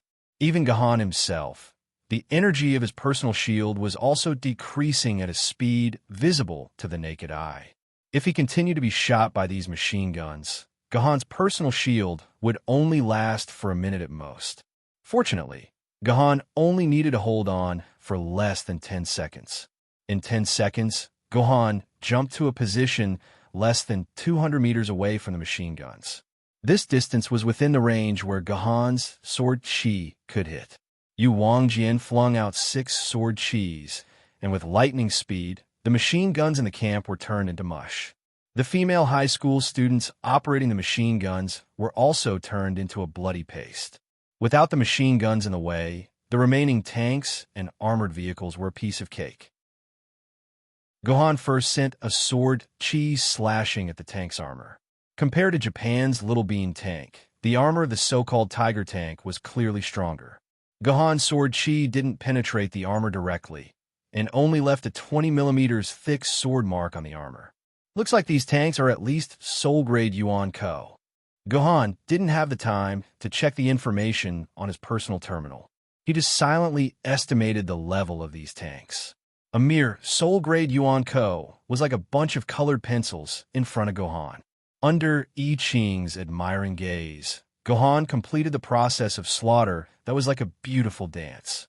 He lightly tapped on the tank's hatch cover, and the hatch cover was sent flying. Then, 3 sword chis were sent into the tank, and the entire tank, along with the female high school students inside, were all turned into a pile of meat paste. The armored vehicles were easier to deal with. He just needed to tear open the weakest part of the armored vehicle's armor and charge in, killing all the Yuan-ko inside. Finally, there was a helicopter flying in the sky that kept firing air-to-ground missiles and machine guns at Gahan. Gahan used a precise sword chi to cut off the tail of the helicopter's propeller. Then, the helicopter fell down. There was no need for Gahan to do anything. Yuan-ko and the helicopter were both smashed into meat paste. The entire battle did not take more than 2 minutes. Gahan had completely suppressed the entire camp. I Ching was intoxicated by the sight. Such a powerful expert was a man worthy of her, I Ching. In the center of the camp, there was a huge tent that was guarded by the camp's last military force. 3 rat tanks and a group of soldiers with machine guns. However, no matter how good the defense was, it was useless. Gahan easily got rid of them. From the tight security, this tent is probably the reason why these Yuan-ko appeared in the desert. Gahan said indifferently. I Ching's expression was hesitant and curious. Could it be that the reason for the tribe's destruction was because of the things in this tent? There was nothing much to say. Gahan and I Ching walked into this huge tent. There was nothing in the entire tent except for a pitch-black mirror-like crack that was floating in the void. This is a dimensional rift. Gahan immediately recognized that this was the reason why Yuan-ko was brought to this world. A dimensional rift. I have heard of this name before. The old man said that all the Yuan-ko emerged from a dimensional rift. I Ching stared at this rift. This was the first time she saw a dimensional rift that brought destruction to the human race. Strange, Why are these Yuan Ko guarding this dimensional rift? I Ching asked in puzzlement. Very simple. Since ancient times, there's only one reason why Yuan Ko would guard a dimensional rift and kill all the humans around it. Gahan paused for a moment. This means that a universe-class Yuan Ko, or above, is coming to our world. Universe-class Yuan Ko. I Ching was not a legitimate swordsman and had never received swordsman education. She basically had no concept of a universe-class Yuan Ko. Is a universe-class Yuan Ko very powerful? Lord Military Governor, can you defeat them? Fight! Gohan smiled bitterly. I'm afraid we have to escape. Just as Gohan uttered the word escape, the dimensional rift suddenly blossomed with a pitch-black radiance. Shortly after, a golden-haired young lady clad in pitch-black armor slowly walked out of the dimensional rift. It's you. Gohan was stunned. System notification, mission updated. Mission 4 completed. The reason for Yuan Ko's appearance has been investigated. Universe-class Yuan Ko Artoria Black has appeared in this world. System notification, mission 5. Escape. Escape. Use all your strength and methods to escape to a safe place. Chapter 312. Let's run. Gohan's decision could not be said to be slow. Since the mission's name was Run, why didn't Gohan escape? However, Gohan looked at Artoria with some unwillingness in his eyes. It was not easy to see her again. It would be great if they could sit down and have a cup of tea. With this thought, Gohan could not help but look at Artoria again. As a result, Gohan was shocked to find that the moment Black Artoria left the dimensional rift, she fell to the ground. Her body was full of wounds, and black, mud-like blood kept flowing out of the wounds. This powerful eternity Yuan Ko seemed to have been seriously injured before entering the dimensional rift. She seemed to have also escaped into the dimensional rift. System prompt. Artoria has fallen into a coma. She will wake up in 2 minutes and start hunting you and I Ching. Please start escaping quickly. Please start escaping quickly. 1 minute 59 seconds left. 1 minute 58 seconds left. I Ching, let's run. A trace of regret flashed between Gohan's brows. He did not expect to have the opportunity to meet here. It was a pity that the first thing they did was to escape. There were still a few hundred years before Artoria's betrayal. The current Artoria was a full-fledged Yuan Ko, a ruthless Yuan Ko who killed humans. However, when Gohan held I Ching's hand and was about to escape with her, I Ching suddenly shook off Gohan's hand. Lord Military Governor, we can't escape now. I Ching's expression was very calm. She stared at the unconscious Black Artoria on the ground. Speaking of which, it was interesting. This was the first time Gohan met Artoria in the 2 instance dungeons, and she was unconscious both times. Lord Military Governor, since we can't resist the eternity Yuan Ko, it is meaningless for us to escape. When she wakes up, it will be our doomsday. I Ching drew her white iron sword and pointed the blade at Artoria's heart. Lord Military Governor, why don't we kill her while she's unconscious? That way, we will have a chance of survival. Kill her. Kill Artoria. Gohan was shocked. Even if Artoria was a full-fledged Yuan Ko, Gohan did not have the thought of killing Artoria. In Gohan's opinion, the best way was to follow the dungeon mission's instructions and escape with all their might. The constant countdown from the system seemed to confirm this point. This was a very common escape mission in the game. As long as they escaped to a certain location within the time limit, this mission would be completed. But this was the thinking of the average player. A person with a high IQ like Gohan would, of course, interpret this mission from a different perspective.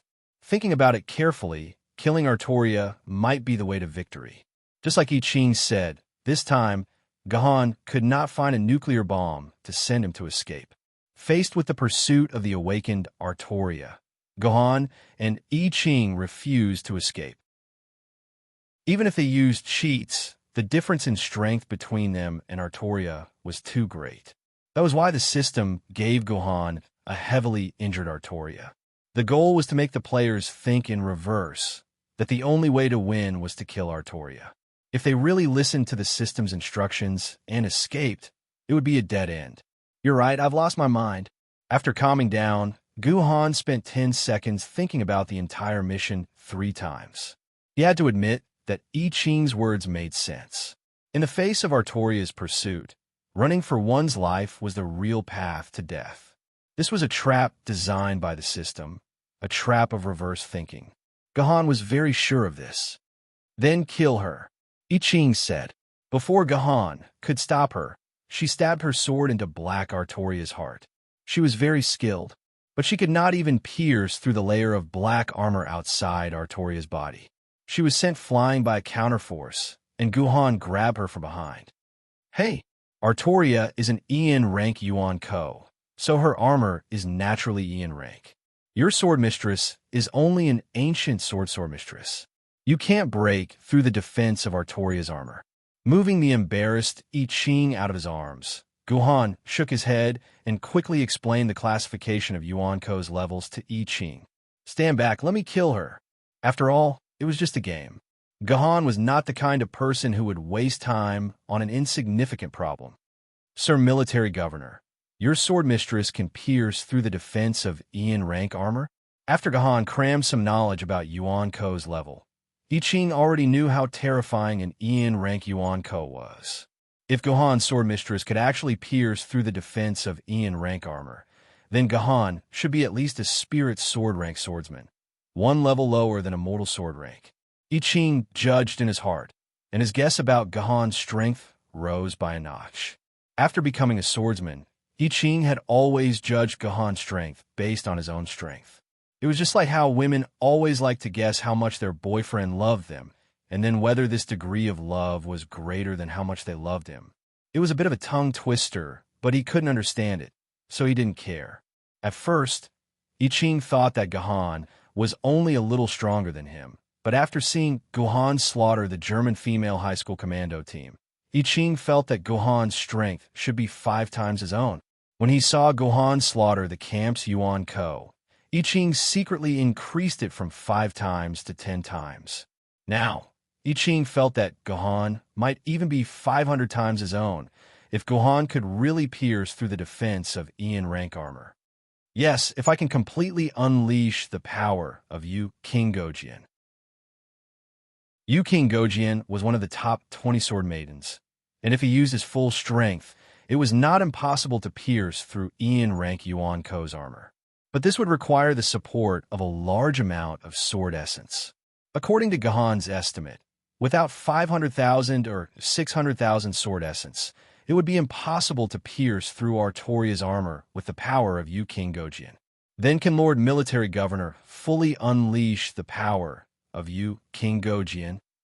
I Ching asked. No. Guhan's answer was very straightforward. His sword element was less than 5,000 quarks, which was 100 times away from the standard 500,000 quarks. Then Lord Military Governor, how are you going to break this armor? I Ching asked dumbly. Why should I break her armor? Guhan glanced at I Ching. Her neck isn't protected by armor, so I could just chop off her neck. Hearing Guhan's words, I Ching suddenly felt like a super idiot. He was so stupid that he could die. You're just a string of data, Guhan silently said to himself. Without hesitation, he swung the Yu King Gojian at Artoria's neck. Now, it was Guhan's turn to be embarrassed. Artoria's armor could actually sense Guhan's movements. Before the Yu King Gojian touched Artoria's neck, it automatically extended and transformed to protect her neck. Guhan, who had mustered all his strength to end the battle, was sent flying back by the rebounding force, just like I Ching. His back was also hugged by I Ching. However, Guhan used much more strength than I Ching, and I Ching's body was far weaker than Guhan's. So, the moment I Ching hugged Guhan, she was knocked to the ground by the huge rebounding force. Guhan's entire body was on top of I Ching. As mentioned before, I Ching's clothes were wrapped in rags, so the quality was naturally very poor. With a tug from Guhan, the clothes were torn into pieces. Most of I Ching's upper body was exposed, including her breasts, to Guhan's eyes. Unfortunately, I Ching's chest did not have any beautiful scenery to speak of because I Ching's epee did not even have any rise or fall. It was not even as big as Guhan's. No wonder Guhan could not recognize that I Ching was a girl. It was not Guhan's fault that his eyes were not good. System notification. 1 minute left until Artoria wakes up. 59 seconds left. Half of the time had passed. There was only 1 minute left. Guhan could not waste precious time on these matters between men and women. Guhan calmly climbed up from I Ching's body and took out a change of shirt from his dimensional pocket. He handed it to I Ching. Put it on. Don't catch a cold. Okay. I Ching also calmly put on the clothes as if she did not care about her exposed body. It seemed that these two would not only become Jindy in the future, but also best actor. What do we do now? We can't do anything to Artoria's armor. It took I Ching less than a second to put on the clothes. Why don't we run away? It's too late. She will wake up in 1 minute. I'm afraid we won't even be able to leave this camp. Guhan shook his head. Hearing Guhan's words, I Ching was confused. How did Guhan know that she would wake up in 1 minute? Did someone whisper into Guhan's ear that Artoria would wake up in 1 minute? 55 seconds left. 54 seconds left. The system's voice continued to ring in Guhan's ear. It told Guhan that time was of the essence, and he had to make a decision quickly. I know. Guhan's eyes flashed with surprise. I know how to deal with this armor. What is it? I Ching asked hurriedly. It's simple. Just take off this armor. Guhan's voice was like a heavy bell in the middle of the night, exploding in I Ching's ears. This was a method that only a wise person could think of. That's right. Since I can't pierce through this armor, I could just take it off. Chapter 3:13. Although Artoria Black's armor was very tight and sturdy, it didn't mean that she couldn't take it off. Otherwise, how could Artoria Black get up there? If she wore it, she could take it off. Thinking about it, this seemed to be the second time Guhan had taken off Artoria's clothes. The first time was on the Raider off-road vehicle, and this time it was in the vast desert. With Guhan's skillful hands, Artoria's armor was smoothly taken off. He originally thought that Artoria would be wearing a small shirt under the armor, but he never expected that Artoria Black's armor would be completely bare. Once the armor was taken off, the thousands of sceneries inside were exposed. Pervert Guhan, stinking pervert. Pervert Guhan, stinking pervert. Pervert military governor, stinking pervert. At the same time, 3 similar voices entered Guhan's ears. They were I Tian, Yuang, and I Ching's voices. Seeing Guhan strip Artoria, all the women present condemned Guhan in unison. Guhan didn't care about it. You can say whatever you want, I won't lose a piece of flesh. Seeing Artoria's naked body for the second time, Guhan was still restless. The sword aura of the 3 green lotus swords kept surging out, attacking Guhan's nerves, trying to turn Guhan into a wolf on the spot, and F*** Artoria. Compared to the last time he saw Artoria's naked body, the situation was getting worse and worse. The first time, Guhan's little brother didn't listen to his command, but this time, Guhan was about to turn into a wolf and F*** Artoria. I Ching watched calmly as Guhan groped Artoria's body. Her expression was very calm, especially when she saw Artoria's breasts that were a few cup sizes bigger than hers. She appeared especially calm. I'm just malnourished, I Ching suddenly said to herself. Unfortunately, this was not convincing. System notification. 5 seconds left until Artoria wakes up. 4 seconds left. It took a lot of time to take off that armor, and it took a lot of time to overcome his desire to turn into a wolf. There was no more time for Guhan to waste. He had to kill Artoria decisively. Guhan was never an indecisive person, so he pulled out his Yu King Gojian sword and closed his eyes. The blade of a Yu King Gojian sword pierced through Artoria's chest and through her heart. To be safe, Guhan released 10 rays of sword aura into Artoria's body. With these 10 rays of sword aura wreaking havoc in the weakest parts of her body, even the desolation level Yuan Ko would be half dead. She should be dead now. The Yu King Gojian sword was still in Artoria's body. At this time, Guhan felt a deep sense of sorrow for himself. When Guhan stabbed Artoria's heart, the system's continuous countdown came to an abrupt end. This seemed to prove that Artoria had died under Guhan's sword. But what made Guhan afraid was that Artoria, who had been pale due to her heavy injuries, gradually regained her color. The black sludge that kept flowing out of her wounds also stopped, and the wounds on her body gradually faded and healed. This was not the appearance of Artoria being stabbed by Guhan. It was more like she had eaten a rejuvenation pill from Guhan. Long time no see, Artoria Black suddenly opened her eyes and said something that surprised Guhan. It had been a long time. This feeling was like an old friend that he had not seen for many years. Long time no see, Artoria. Although Guhan did not know what had happened, this did not prevent Guhan from giving the correct answer. In any case, he would just go along with what she said. Is this how you treat an old friend? Artoria looked at her naked upper body, then at the Go Jian, sort of the king of you, in her chest. She smiled a little resentfully. This is the 4th time you've taken off my clothes. Why do you do this every time we meet? This should be the 2nd time. If we look at it in chronological order, this should be the 1st time. I will only take off your clothes for the 2nd time after a few hundred years. Guhan silently complained in his heart. Although Artoria's words were inexplicable and did not make sense, Guhan's intuition told him that Artoria was not lying. He seemed to have really taken off her clothes 4 times. Put away your sword. If you're not afraid of being contaminated by the filth in my body, you can always stay in my body. I don't mind. Put away your sword. If you're not afraid of being contaminated by the filth in my body, you can always stay in my body. I don't mind. Artoria's tone and the pair of opies swaying merrily as she spoke made her look more and more like a disgruntled wife. Why did it feel like this character was about to collapse? Okay, what else could Guhan say? He could only pull his sword out of Artoria's body. At this time, Artoria had fully recovered her combat strength. Even 10,000 Guhans were no match for her. What are you going to do to the 2 of us? Guhan took a step back and stood in front of Iching. Even with Guhan's intelligence, he did not know what to do in such a messy situation. He could only take 1 step at a time. What am I going to do to you? Artoria stretched out her hand and put on the black armor that Guhan had taken off her back. Consider yourself lucky to have met the dark in me. If it was that little idiot White, I'm afraid she would have chopped you into ashes with a curry stick.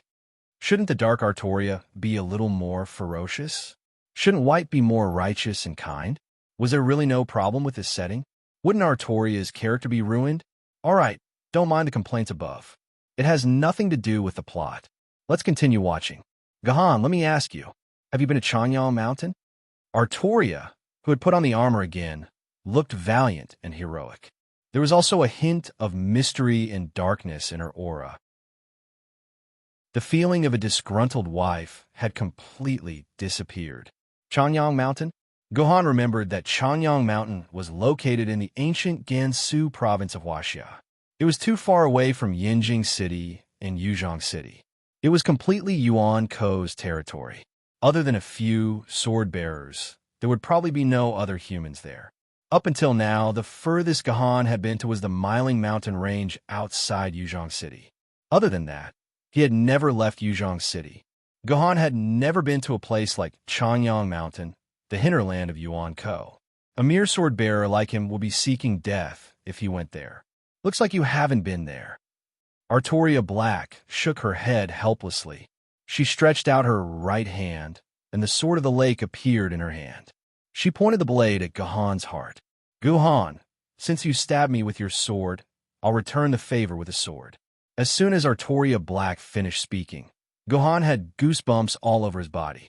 Without another word, he immediately lunged backward, hugged I Ching, and the 2 of them fell directly onto the sand. 1/10 of a second after Guhan lunged forward, a pitch-black sword aura shot out from the sword of the lake. It passed right through the spot where Guhan's heart had been. The sword aura finally hit the sand and exploded with a loud noise that sounded like hundreds of thunder. This sword aura is enough to break through my personal shield more than 10 times. Guhan, who was lying on the ground, made this judgment based on the sound of the sword aura explosion. Artoria was not joking with Gahan. She was serious. Gahan, the next sword aura will be fired in 20 seconds. You know what to do next, right? Artoria said cheerfully. Unfortunately, Gahan could not be happy. Although he did not know what Artoria was playing at, there was no doubt that it was time for him to escape. Gahan grabbed I Ching's wrist and ran. If he had known that he would have to escape in the end, Gahan would not have wanted to kill Artoria. What was she hiding? Gahan silently counted the time in his heart.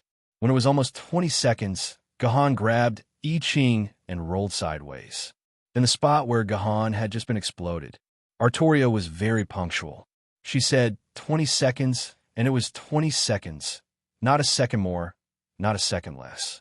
Gahan ran madly with I Ching.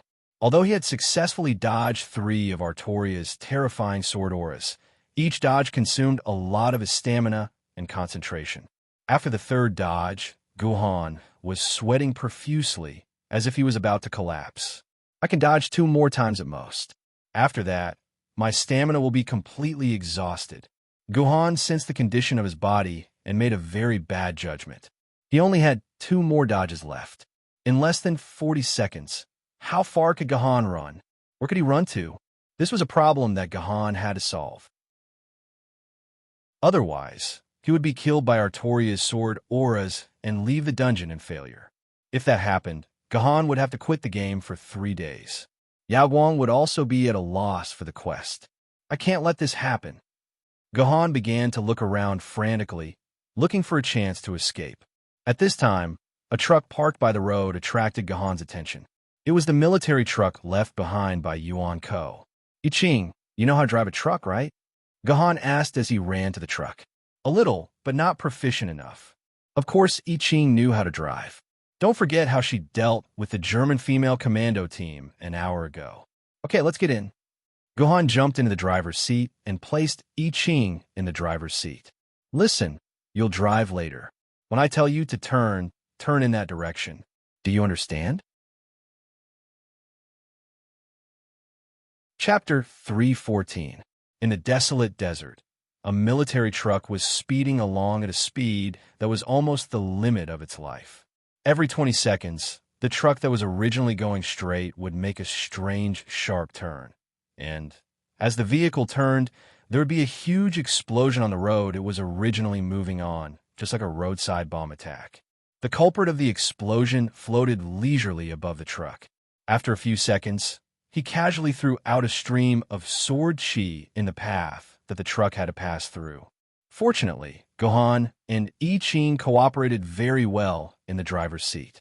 Every time the 20 seconds were about to end, Gahan would quickly give I Ching the command to turn, and then I Ching would make a dangerous turn the moment Gahan gave the command, avoiding the sword energy attack that fell from the sky. She's still above us. When can we get rid of her? Such a situation made I Ching anxious. This was her first day driving. Which rookie driver would want to drift in the desert like a professional racer?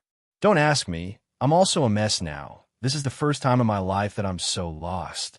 Turn left. Quick. As soon as Gahan's voice trailed off, there was a sharp turn accompanied by the crazy screech of the brakes. We must have a target that we can hide from. Master Gahan, the brakes are no longer sensitive. If this goes on, the truck will collapse. Although I Ching did not know much about cars, the feeling of stepping on the brakes could not deceive her. At this time, the sensitivity of the brakes was far less than before. Previously, she only needed to step on the brakes slightly to complete the drift, but now she had to step on the brakes with great effort. No, we don't need a target.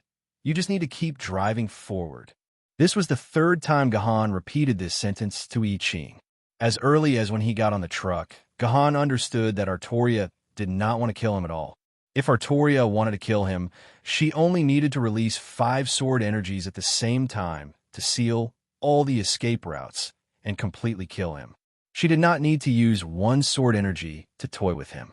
But Gahan felt that instead of saying that Artoria wanted to toy with him, it was better to say that Artoria was deliberately driving him in a certain direction. She seemed to be driving him in a certain direction, just like a farmer driving ducks. Wherever the whip was thrown, the ducks would flee in another direction. I Ching, Let me ask you, is there any special place in this direction? Turn right quick. Gahan, who understood this point, asked I Ching loudly. After a while of shaking and screeching brakes, I Ching replied, while sweating profusely, "There's nothing special in the entire desert except for the oasis. If there's anything special, it's the Demon Temple. That's the only place." Demon Temple? Gahan seemed to have heard of this name before. Before the old chief of the Zongzi tribe died, he told I Ching that his mother was sucked into the Demon Temple. Where is the Demon Temple? Gahan already knew where he should escape to. Is that woman trying to drive us into the Demon Temple? I Ching was not stupid. She immediately understood what Gahan meant. She turned the truck and sped in the direction of the Demon Temple. This idiot, he finally knows where he should be going. I can finally end this boring game. Artoria, who was in the sky, said faintly when she saw the truck driving in the direction of the Demon Temple. As she said this, the sword of the lake in her hand disappeared. It seemed that Artoria had given up on using sword energies to drive Gahan away. I don't have much time left. That idiot is about to lose control. I should go too. Artoria's moving figure suddenly stopped in the air. If one paid attention to her armor, they would notice. The original black armor was gradually fading and turning blue. A few seconds later, Artoria suddenly disappeared into the sky, as if she had never been there. This is the Demon Temple. It looks identical to the Sphinx in the historical records. Standing in the middle of the desert, there was a building with a Sphinx lying on the ground that was especially eye-catching. This was the forbidden ground for all humans in the desert, the Sphinx. Every time a human tries to approach this place, the Sphinx will open its mouth and suck the approaching human into its mouth, just like my mother. According to I Ching, the mother that I Ching spoke of had been sucked into the Sphinx's mouth after she went crazy when she approached the Demon Temple. Hence, when Ian talked about the temple, there was a hint of sadness in his words, as well as a hint of anticipation. What is she looking forward to? She was looking forward to seeing her mother again, even if it was a corpse. Let's go in. Gahan took a deep breath and ordered I Ching, "Drive in the direction of the temple. We have to prepare to enter the temple." "No, we can't. The temple is too dangerous." I Ching immediately refused. "No matter how dangerous it is, it can't be more dangerous than the universe rank Yuan-Ko above us. Trust me, drive in. Since Artoria is trying so hard to get me to enter the temple, I will go in and see what's so mysterious inside." "Yes, Lord Military Governor." I Ching did not speak further. She held the steering wheel tightly and sped straight in the direction of the Sphinx. Sure enough, when Gahan and I Ching were about 500 meters away from the Demon Temple, the Sphinx's mouth suddenly opened up and down. A suction force that was like a Category 12 tornado spewed out from its mouth, sucking the entire truck into its stomach. Then, the Sphinx shut its mouth tightly, as if nothing had happened just now. Climbing out of the wreckage of the truck, Gahan looked around and found himself in a hall. It was a hall the size of a basketball court. The ground, roof, and surrounding walls of the hall were all painted with various ancient Egyptian-style murals. In each of the 8 directions of the hall, there was a statue of a dog-headed man. These dog-headed men were holding a bloody head in their hands, and there was a lampwick as thick as a hemp rope standing on the top of the skull. The 8 wicks were all lit up, illuminating the surroundings in a hazy manner. It was just like the hazy lights on the roadside before the apocalypse, and the little foot massage shops were written on the signs. It was not known if these lampwicks were always lit, or if they were lit the moment Gahan entered the hall. While Gahan was looking around, I Ching also climbed out of the wreckage. Because she was sitting in the driver's seat, there were a lot of things made of steel. When she fell, some sharp things scratched I Ching's left calf, leaving a bloody wound that was 150 millimeters long. "You're hurt." When Gu Han saw this wound, he immediately took out his gold sore medicine from his dimensional pocket.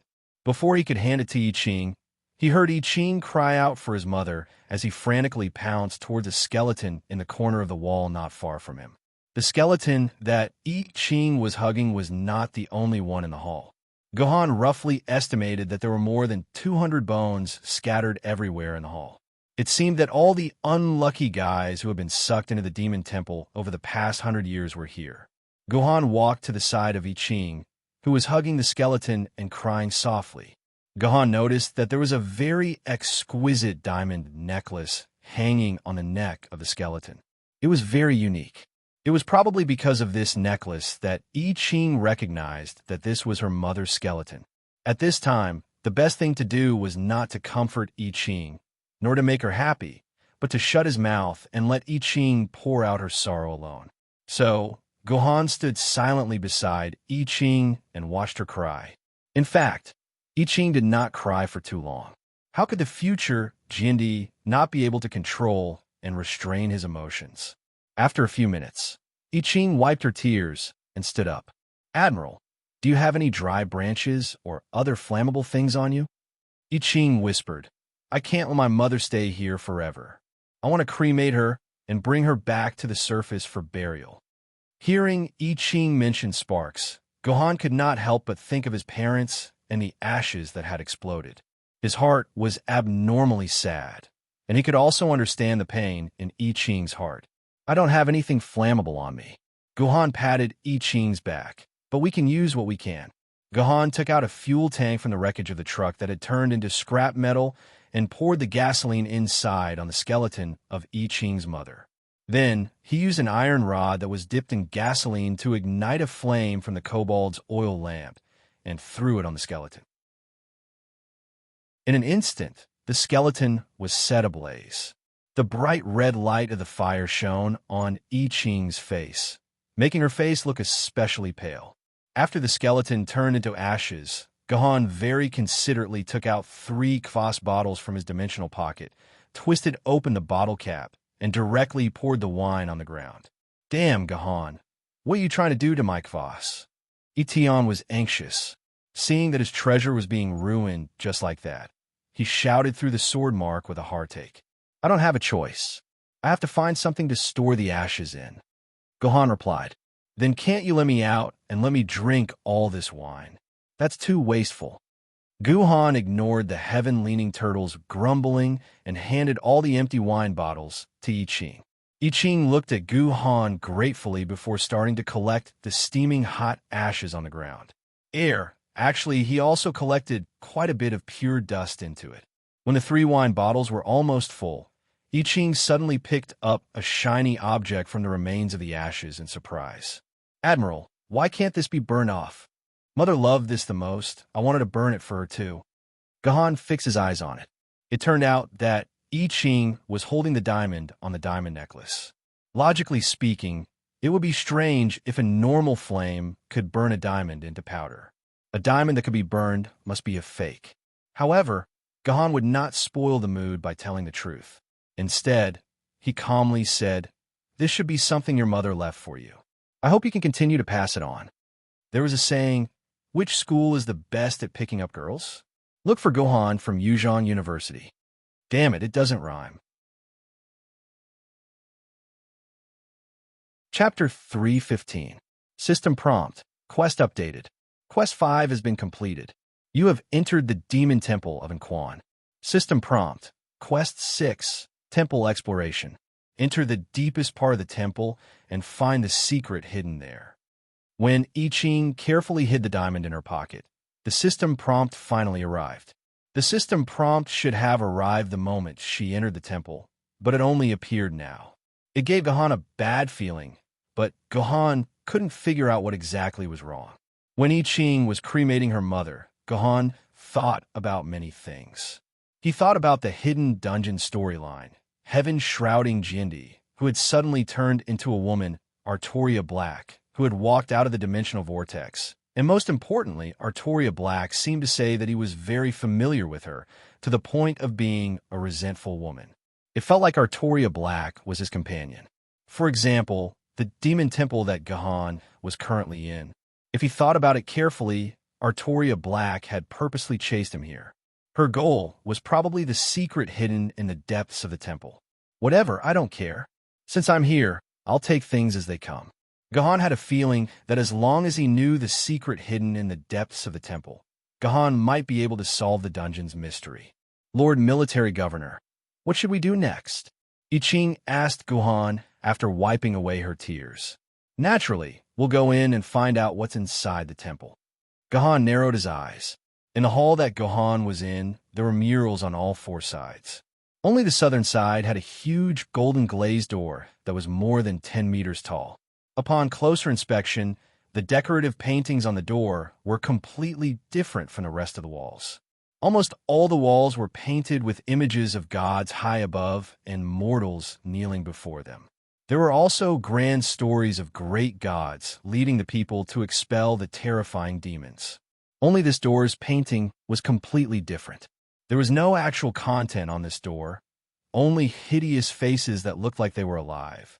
These faces did not have any eyeballs, as if they had been dug out.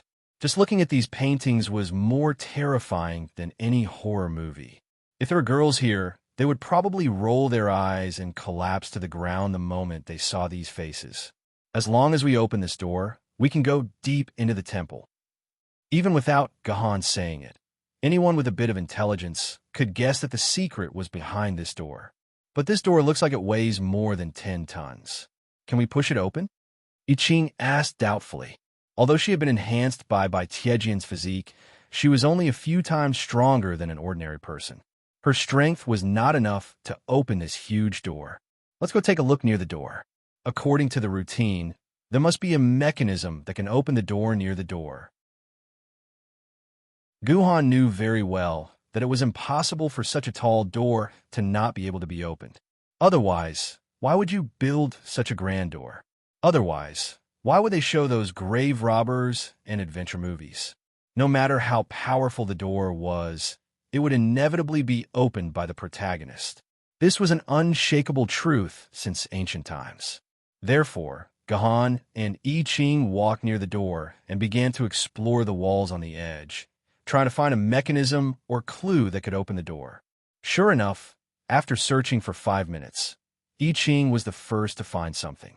She called Guhan to her side, pointed to a mural on the wall, and said, "Sir Military Governor, look at this painting."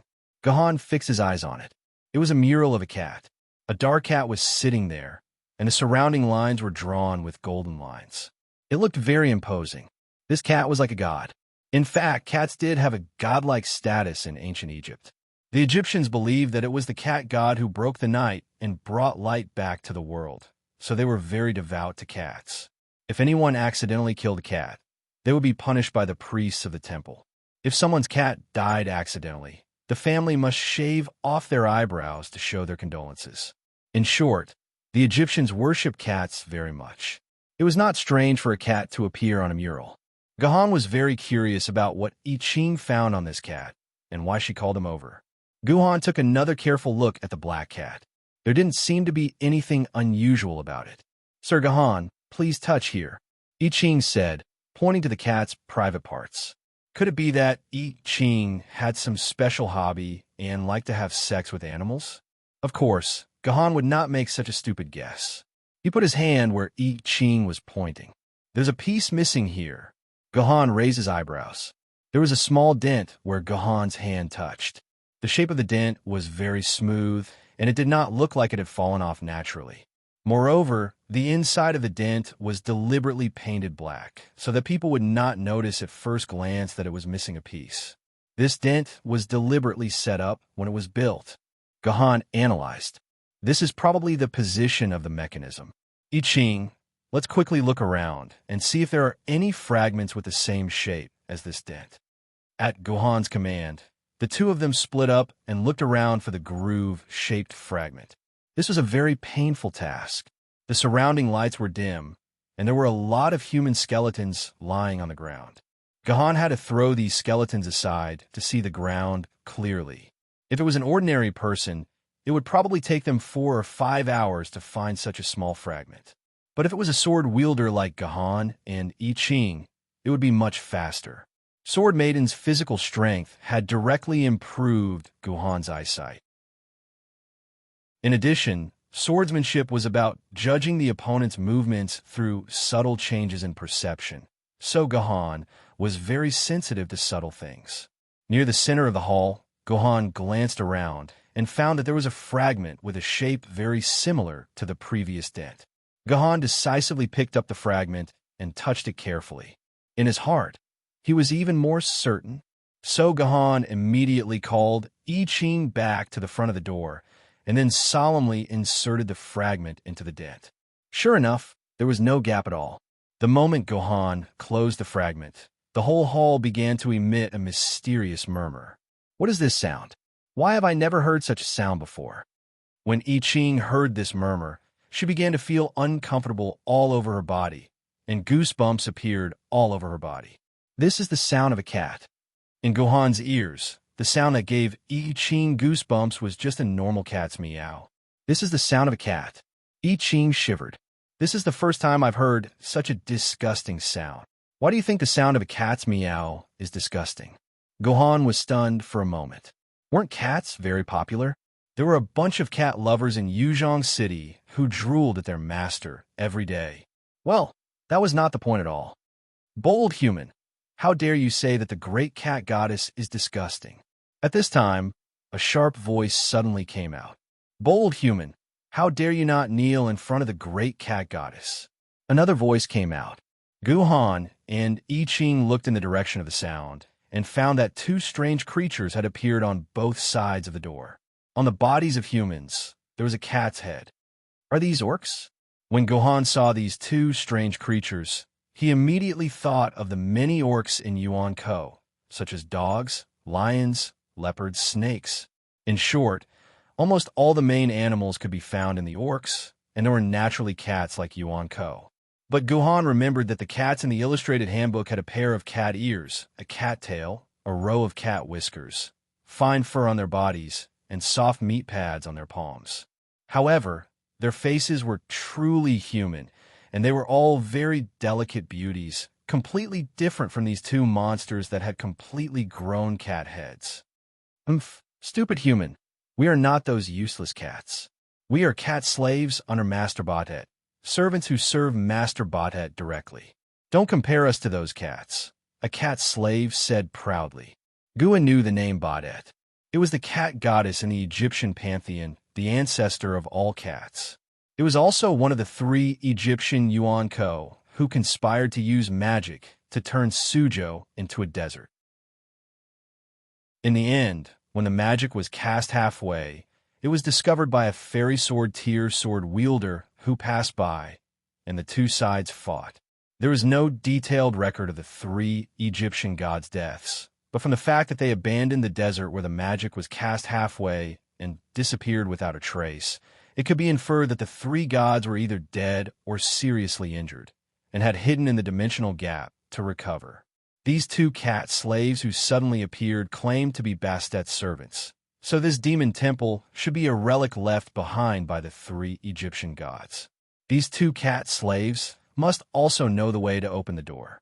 Tell me, how should we open this door? Gohan could not be bothered to ask. He directly pulled out the king of Ugojian's sword, pointed it at the two cat slaves' heads, and scolded them sternly. How dare you attack? Haha, someone actually dares to attack in Master Bastet's temple. Brother, let's not talk anymore. Let these two lowly humans taste the power of us cat slave brothers. Chapter 316. The cat slave brothers were really powerful. They actually lasted 5 seconds under Gohan's hands. As a mouse-level Yuan-Ko, this was a great achievement. Normally, a mouse-level Yuan-Ko would be killed by Gohan in less than a second. Yes, these two seemingly very powerful cat slave brothers were actually mouse-level Yuan-Ko. Gohan did not notice and killed one with a sword without much strength. Therefore, the remaining cat slave was extremely precious. Gohan did not dare to use too much strength and could only hold back 99% of his strength to attack. Otherwise, the rest would also die in Gohan's hands. Tell me, how can I open this door? If you don't tell me, I'll kill you. It was a standard threatening line that could be used in any way. Hero, I really don't know, Hero. When a remaining cat slave saw that his brother had died with a flash of the sword, he was so scared that he curled up on the ground like a mouse. He begged with a crying cat face. "Hero, I really don't know how to open this door. We are the most useless minions of Master Batet. 200 years ago, Master sent the two of us to the ruins of the human city to look for cat food. As a result, when we came back, all the doors of the entire Abai temple were closed. The two of us have been waiting in this hall for 200 years and have not found a way to open the door to enter the temple."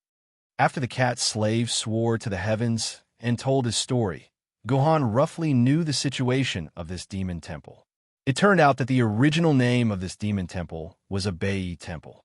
Please note that Abais is not the name of any deity.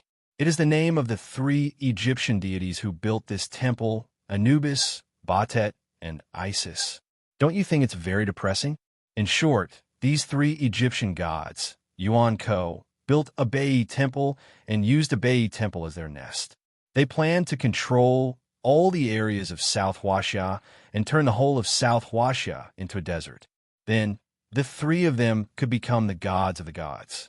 Unfortunately, they had only managed to turn this small area of Suzhou into a desert by magic before they engaged in a great battle with the sword wielder of the immortal sword tier. After that, they lost all information. This surviving cat slave was called Assam. He was one of the lowest cat slaves under the cat goddess Badet. He was the weakest of the minions. In any case, Assam and his brother were the ones to handle all the difficult and unrewarding tasks. Thus, one day, Assam's superior sent Assam to the ruins of the distant Changshu city to look for cat food. Ever since the cat goddess Badet had accidentally tasted this peerless delicacy, it was like taking drugs and could no longer escape the control of the cat food. The ruins of Suzhou City, Jiaxing City, and Wuxi City near the desert were all rummaged through by Bastet's subordinates. Helplessly, Assam and his brothers went to the ruins of Changshu City to look for cat food. You ask why they didn't go to the bigger and closer Shanghai, to Suzhou, to look for cat food? What a joke.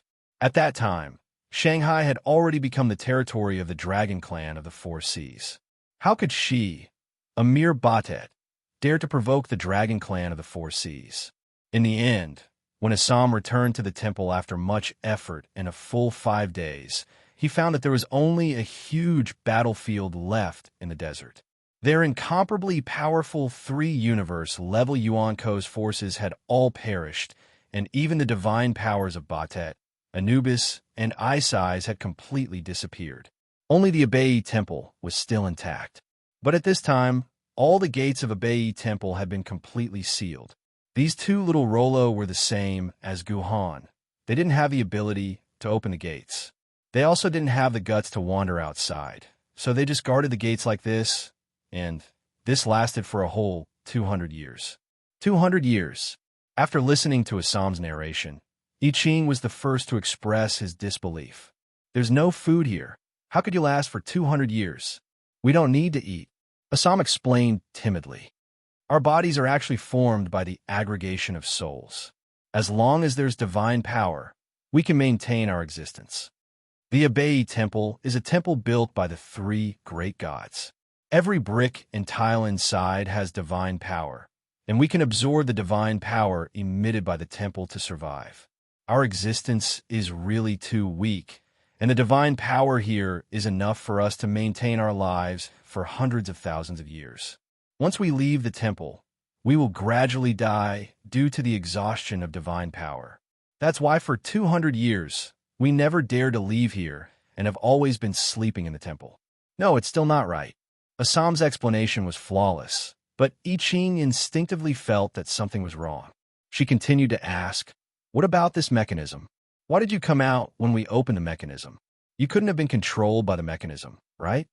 "That's not the mechanism to open the door. It's the mechanism to close the door," Assam said faintly. "When we discovered that you were here, we originally didn't want to come out and meet you. But when you embedded that fragment, we had no choice but to come out to stop you.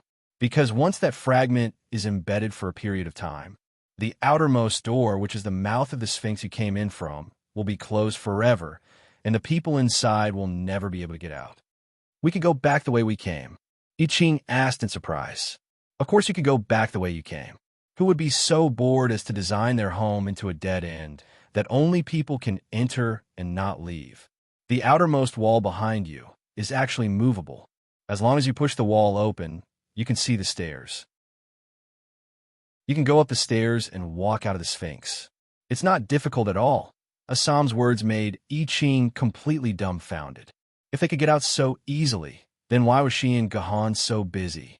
Wait, you just said that if the fragment is embedded for a period of time, it will be closed forever. How long is this period? I Ching asked anxiously. I don't know about that.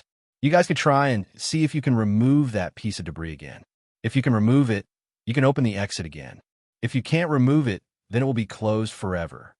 After hearing Assam's words, I Ching immediately tried to remove the fragment again. However, when he touched it, he could no longer feel the edge of the fragment. It was as if the fragment did not exist at all, and the mural had always been a complete hole. I Ching did not know what to say. Is this the only exit? If we can enter the temple, can we find the exit? Guhan, on the other hand, was extremely calm. Even if he knew that there was an exit, he would not leave. He had to find the secret of this shrine. That's possible. There is another back door inside the temple that can leave. Assam nodded, then shook his head. But this is impossible. The door to hell in front of us has already been closed. There is no way to open it again. Isn't the purpose of a door built to be opened? Gahan laughed. I don't believe that even if your 3 gods come, they can't open the door to hell. Assam explained, of course it's possible if the gods come. The lock inside the gates of hell can only be opened with the divine power of the gods. The divine power of the gods is like the key. Unless you can find the divine power of the gods, this is the only way. There is no other way to open the gates of hell. Trapped in such a completely enclosed hall, how could Gahan and I Ching find the divine power of the 3 gods? Sir Military Governor, this Yuan Ko is cunning. He might be lying to us. There must be a second way to open the door here. I Ching did not believe it. She continued to use the previous method and began to carefully observe the entire wall, trying to find a second suspicious place. However, after searching for a full 30 minutes and looking through all the murals, she still found nothing. I said, it's useless. Other than the mechanism to close the outermost door, there is no other mechanism here. You won't be able to find it. Assam, who was obediently staying at the side, said, Humph, even if we can't find the mechanism, we can still destroy this so-called door to hell by force. I Ching snorted coldly. She pulled out her white iron sword and slashed at the door with all her strength. There was no reaction from the door, not even a spark. However, I Ching frantically retreated a dozen steps. Her face was pale, as if she had seen something terrifying. I Ching, how are you? Gohan asked with concern as he supported I Ching, who was in a somewhat sorry state. I'm fine. I Ching smiled bitterly. I just saw a lot of bad things just now. Bad things? Gohan was stunned for a moment. He picked up his Gojian sword and, like I Ching, used all his strength to slash at the door. Compared to I Ching, Gohan's strength was more than 10 times greater. The Hell's Gate, which had not been affected by I Ching's attack, now rippled like water. Then, Gohan retreated. The moment his Yu King's sword touched the door, Gohan seemed to see countless spirits and souls rushing into his brain, attempting to tear his soul apart. It's useless. This is a Hell's Gate that God Anubis created using 99,999 human souls. Unless the strength of your soul can surpass the combined strength of 99,999 human souls, you won't be able to destroy this Hell's Gate. Assam sighed. You have no idea how hard God Anubis worked in order to create a gate to hell that could never be broken. How diligent he was. When this gate was built, Lord Anubis lamented that even he himself did not have the ability to destroy this Hell's Gate. Don't waste your energy. The cultivation system of a swordsman focused on the cultivation of one's own sword essence. As for the soul, the swordsman would never actively cultivate it. Usually, as the swordswoman continued to improve, the swordsman's soul would also passively improve, But to reach the combined strength of 99,999 human souls, this was probably a level that could only be achieved by a celestial sword wielder. Give up. Give up. You won't be able to open this gate in your lifetime. Seeing I Ching and Gahan fail one after another, Assam immediately became very happy. What do we do? Are we really going to be trapped here? I Ching was already in despair. She could not think of a way to open this gate. Wait, let me think. Gahan closed his eyes. There was always a way out. He would definitely think of a way. The key was to remain calm. I have an idea. After calming down for a few minutes, Gohan suddenly opened his eyes and said something that made I Ching extremely happy. Chapter 3:17. There is no door in this world that cannot be opened. If there really is, then we can just tear down the wall. Gu Family Ancestral Teachings, Chapter 4, Section Onis. Gahan's method was very simple. Since I can't do anything to the door, I'll deal with the wall. When the builders were proud of their efforts to create an indestructible door that no one could break, they would often ignore the existence of the wall. They didn't know that the door was attached to the wall. When the door was much harder than the wall, the relationship between the two would be reversed. At that time, the door would become the wall, and the wall would become the door that was easier to break. After typing so many words, the meaning was very simple. Gohan picked up his King of Yu's Gojian sword and cut a big hole in the wall next to the Gate of Hell. The process was very easy. Gohan didn't even use 80% of his sword essence before he successfully pierced through the wall and cut out a hole half the size of a person. That works too. I Ching and Assam were dumbfounded. They suddenly felt as if their intelligence had been hit 10 times harder. You can't play it like this. What are you waiting for? Come on in. Gohan took the lead and walked into the temple. I won't go in. I'm having a good time here, so I won't go in. Assam smiled in a flattering manner. It was truly difficult for a cat to smile in such a flattering manner. I Ching opened his mouth to say something, but then he heard Gohan's voice coming from inside the hole. I Ching, bring Yuan Ko in. We need someone who understands the inside of the temple. Be obedient and walk by yourself. I Ching's white iron sword slapped Assam's head. Assam was helpless, knowing that he couldn't refuse these two terrifying humans. He could only obediently walk in front of I Ching and enter the temple with him. Behind the Gate of Hell was a rather long corridor. On both sides of the corridor were various murals. However, these murals were no longer about the gods bestowing gifts to humans. Instead, there were pictures of various monsters. Gohan also found a portrait of a cat slave. That's my home. The cat slave, Assam, looked at the murals on the wall in a daze. What home? This is just a mural. I Ching was somewhat puzzled. No, that's Assam's home. Assam said firmly. The two surrounding walls are actually the homes of Assam and all the slaves of the three gods. After a series of laborious explanations from Assam, I Ching finally understood that a cat slave like Assam didn't need to live in a real house. They only needed to live in the murals that belonged to them. These murals were painted with divine power. Not only was it comfortable to live in, but it could also extend one's life. According to what you said, each of the monster murals here represents a real slave. Gohan looked at the endless murals, as well as the countless monsters on the murals, and could not help but shiver. According to Gohan's estimation, there were at least 5,000, if not 10,000, monster murals here. Didn't this mean that at their peak, the three gods of Egypt had more than 5,000 Yuan co-troops under them? Moreover, when Gohan carefully observed these murals, he found murals of powerful species, such as the Grim Reaper, Cerberus, Scorpion Soldiers, Chimeras, and so on. These Yuan Ko were almost all dragon level or above Yuan Ko, which was the strength of a famed sword-level swordsman or above. He really didn't know how that immortal-level swordsman had killed so many powerful Yuan Ko troops and 3 Egyptian gods. How could there be so many? Assam rolled his eyes. There are less than 100 of us servants. It's Lady Isis who feels that there are too few murals on the wall, and it's embarrassing. The wall is so big, but it looks empty. Those who come to play mahjong with Isis will probably make fun of us.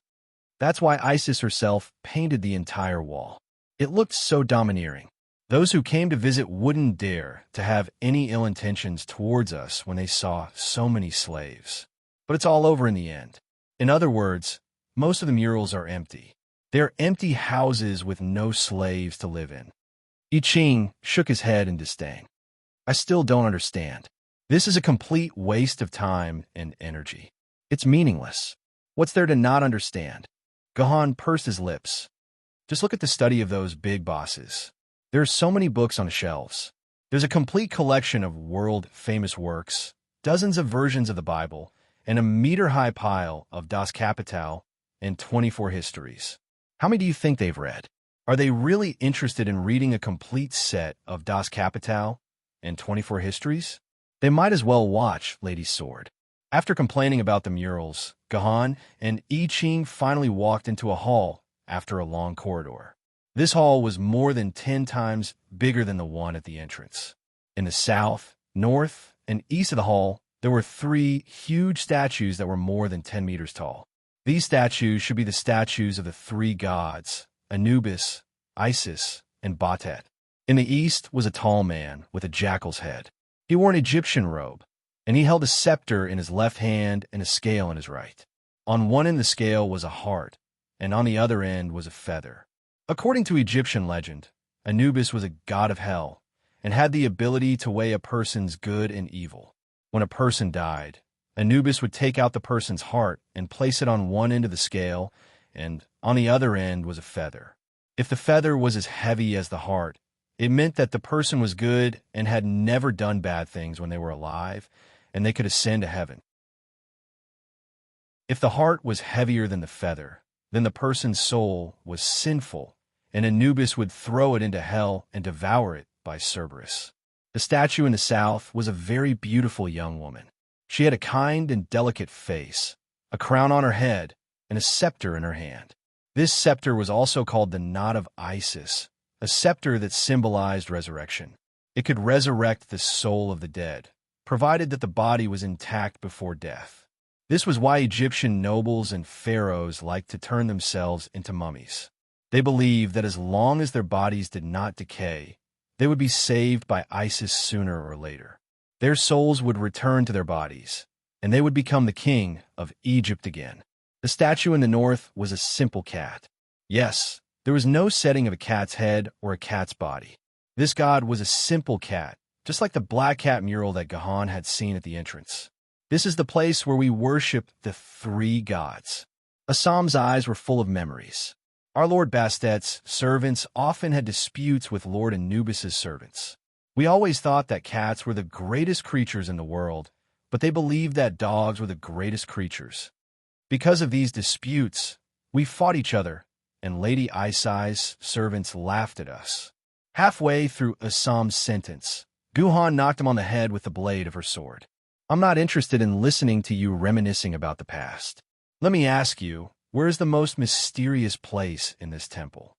Well, according to common sense, the most mysterious place in the temple was the place where the treasures were hidden. The most mysterious place has to be the divine kingdom of the 3 gods. Legend has it that the back of the 3 statues is connected to the divine kingdom of the 3 gods. The 3 gods usually live in the divine kingdom, and other than their closest servants, no one can enter the divine kingdom of the 3 gods, Assam said. You're not thinking of entering the divine kingdoms of the 3 gods, are you?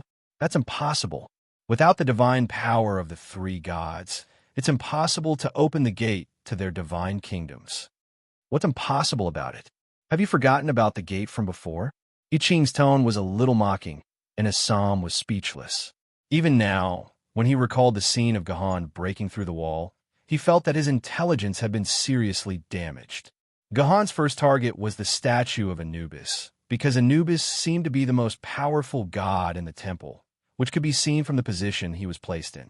According to common sense, treasures were often placed in the territory of the most powerful god. So, Gahan decided to first find a way to enter Anubis' divine kingdom. Impossible! You can't open the divine kingdom of Lord Anubis. seeing Gahan and I Ching circling around the statue of Anubis. Assam firmly believed that the gate of the gods could not be opened by mortals. The previous one was just an accident. Found it, I found it. Slap, slap. Assam's face was slapped hard again. He took the initiative to run to Gahan and I Ching's side, only to find that Gahan and I Ching were staring at Anubis' buttocks. Well, to be precise, at a string of words on Anubis' buttocks. It was a string of ancient Egyptian hieroglyphics. Sir Military Governor, do you know these words? I Ching did not even know a few Chinese characters, let alone these ancient Egyptian words. How could I know ancient Egyptian words? Gahan shook his head and pulled Assam to the words. It's okay. Isn't there an Egyptian cat here? Assam, take a look. What do these words mean? Let me see. Assam squinted his cat's eyes. It seemed that it was very difficult for him to decipher the words. Assam read out the whole sentence word by word. The kingdom of the gods and only those who have the balance of heaven can enter. The meaning of Assam's words was very simple. If one wanted to open the door to the divine kingdom, they had to find two things that could balance the scales. Chapter 3:18. It seems that the key to opening the god's kingdom lies on the scale in Anubis' hand. Gahan looked at the scale in Anubis' hand. It was a rather simple and primitive scale. There was a plate on each end of a cross. That was all. At first glance, one would feel that the scale was rough and frighteningly irregular. Even if one did not place anything on it, one end would still sink. However, if one observed the scale carefully, one would realize that the two plates were perfectly on the same level. There was not a single difference in height.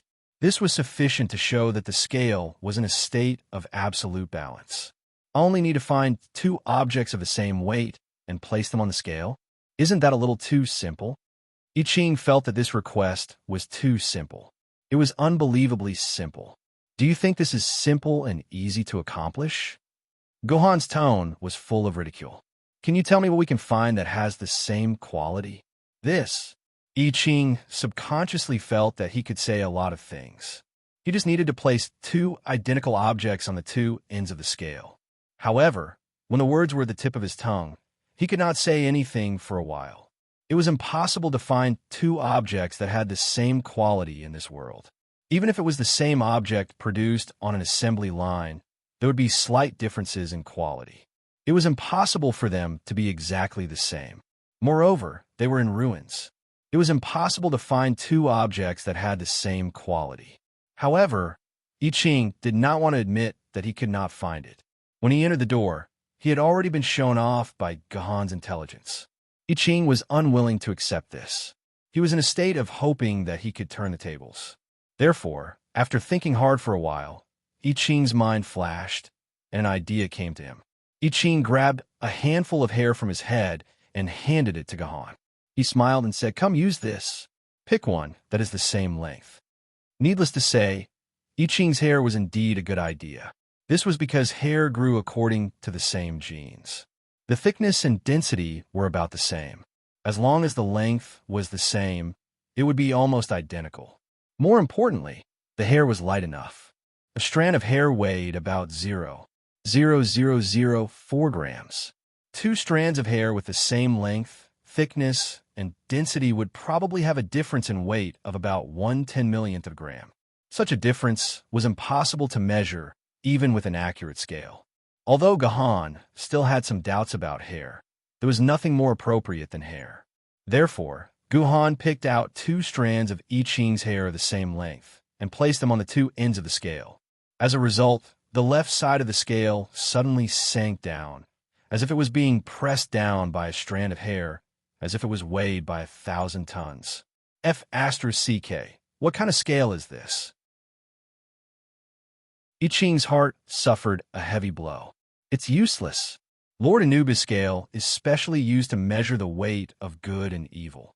It can even measure an illusory weight like good and evil, let alone two strands of hair, Assam said proudly, as if the scale was his. It seems that it is impossible for real items to pass the test of this scale. As long as there are two items, they will never be exactly the same in terms of quality. I Ching said thoughtfully after hearing Assam's words. But if we don't use something that exists, what should we use to measure it? I Ching pulled at his hair in pain. Are we really going to find some good and evil thing to measure? It's useless. Even if you find something as illusory as good and evil, you can't be sure if good and evil are the same. In fact, the possibility of two people having the same good and evil throughout their lives is much smaller than the possibility of having the same quality. Guhan's words made I Ching a little listless. The whole thing seemed to have reached a dead end. Suddenly, Guhan asked Assam, Assam, does it mean that as long as the scale is balanced, the gate to the divine kingdom can be opened? Yes, but I'm not sure, because that's the literal meaning of the text. I don't know if God Anubis has any deeper meaning. That's fine, then it's easy. I have an idea. Guhan smiled and took out a small bottle from his dimensional pocket. He fiddled with the scale for a while before returning to I Ching's side. Wait 5 minutes, let's try again, Guhan said with a smile, as if he had found a way to balance the scale. Lord Military Governor, what did you do on the scale just now? I Ching asked curiously. I'm just keeping you in suspense. You'll know in 5 minutes. Guhan smiled but did not answer. I Ching had no choice but to wait with Guhan for 5 minutes. After 5 minutes, Guhan, who had been calculating the time, finally moved. He brought I Ching to the side of the scale and said to her, Come, sit on it. I Ching was stunned. She confirmed with Guhan that she did not hear wrongly. Yes, she did not hear wrongly. Guhan wanted I Ching to sit on a tray of the scale. Could it be that Lord Military Governor found something as heavy as me? That's impossible, right?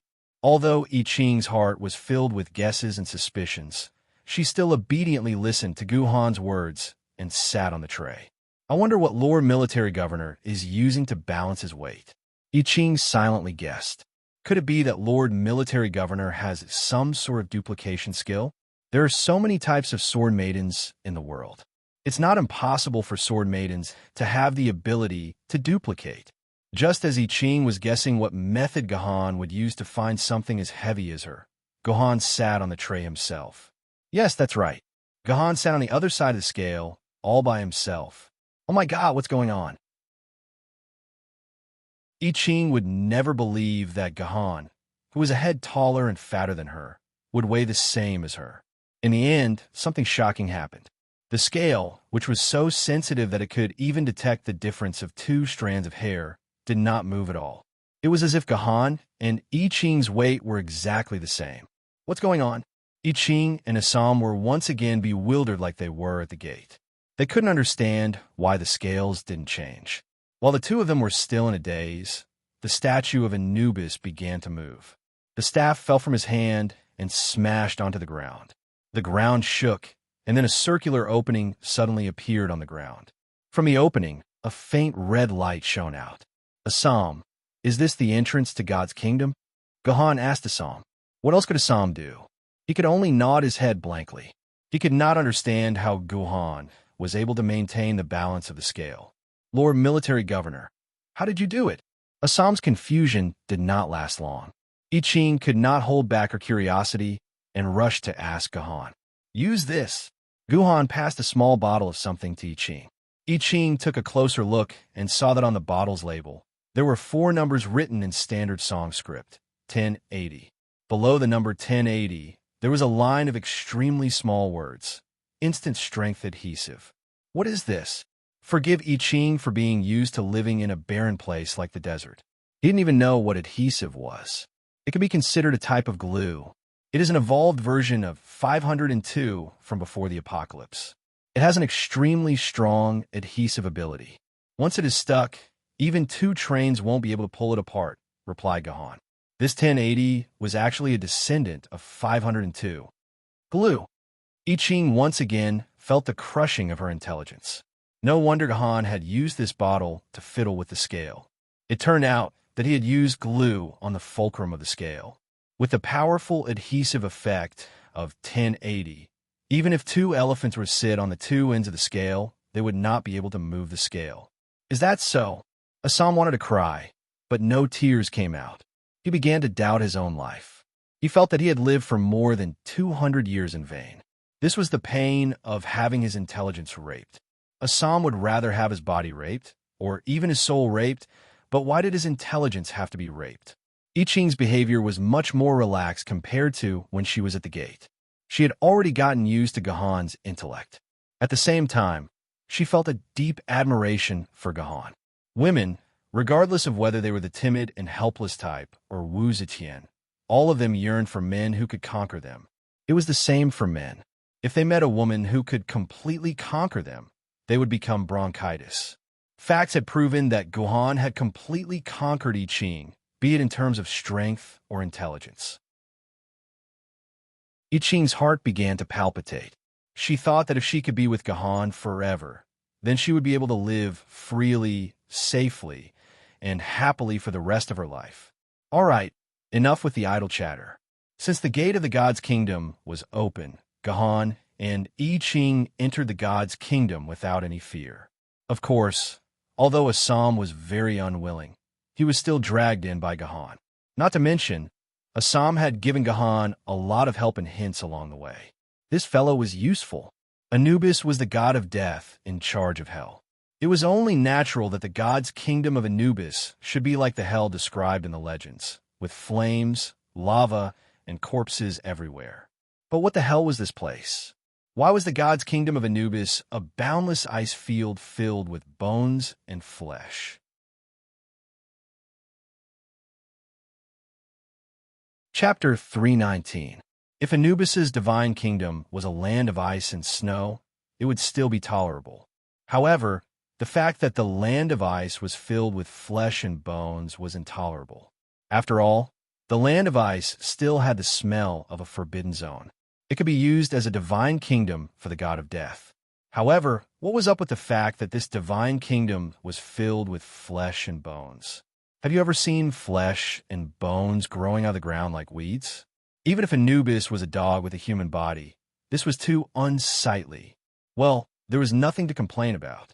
Anubis was a dog after all. We cannot use the standards of a human to judge him. The most important task after entering the divine kingdom was to find the secrets hidden within. Anubis's divine kingdom occupied a large area, and there was no end to it. Gahan and I Ching walked for more than half an hour. All they saw was an unchanging ice field. There was nothing special or eye-catching about it. The situation was getting more and more tense. It had been more than 3 hours since Gahan entered the instance dungeon. In reality, it was probably around 2 a.m. Gahan still had to lead the Yaowang sword faction in the challenge tomorrow. Thus, he needed to get enough sleep. However, judging by the current situation, it would appear that they would not be able to find any valuable clues even if they searched for another day and night. This divine kingdom was too big and too monotonous. As Gahan was worrying about the time, I Ching, who had been silent all this time, suddenly spoke up. "Sir Military Governor, I think I hear a strange sound." "A strange sound?" Hearing that, Gahan was stunned. Then, he calmed himself down and heard a very faint sound in the air.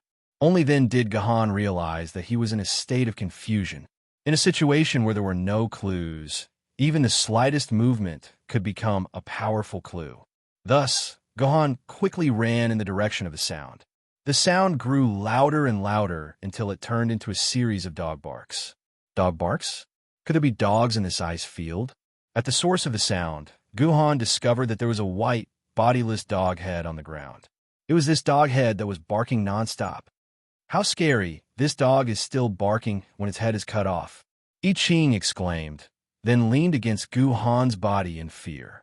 Please, if you want to take advantage of Gahan, just say it. You don't have to pretend to be a weak girl. You could be the future heaven covering Jindy. However, a dog head without a body could still bark so happily. This feeling was indeed very scary. Who told you that this dog head doesn't have a body? Gahan knocked on I Ching's head. Look carefully. Its body is just frozen in the ice. It turned out that the dog was standing upright. His body from the neck down was completely sealed by the ice field. Only his head was exposed. It looked like the head of a dog that had lost its body. It was very frightening. This dog might be a useful clue. With this thought in mind, Gahan decisively pulled out the King Ugojian sword and slashed at the ice layer that trapped the dog. The entire dog, along with a small piece of ice that trapped him, were separated from the ice layer by Gahan. He slashed at the remaining piece of ice, and it directly shattered. The unlucky dog was finally freed from the ice layer. You could still bark so loudly after being frozen. You must not be an ordinary dog.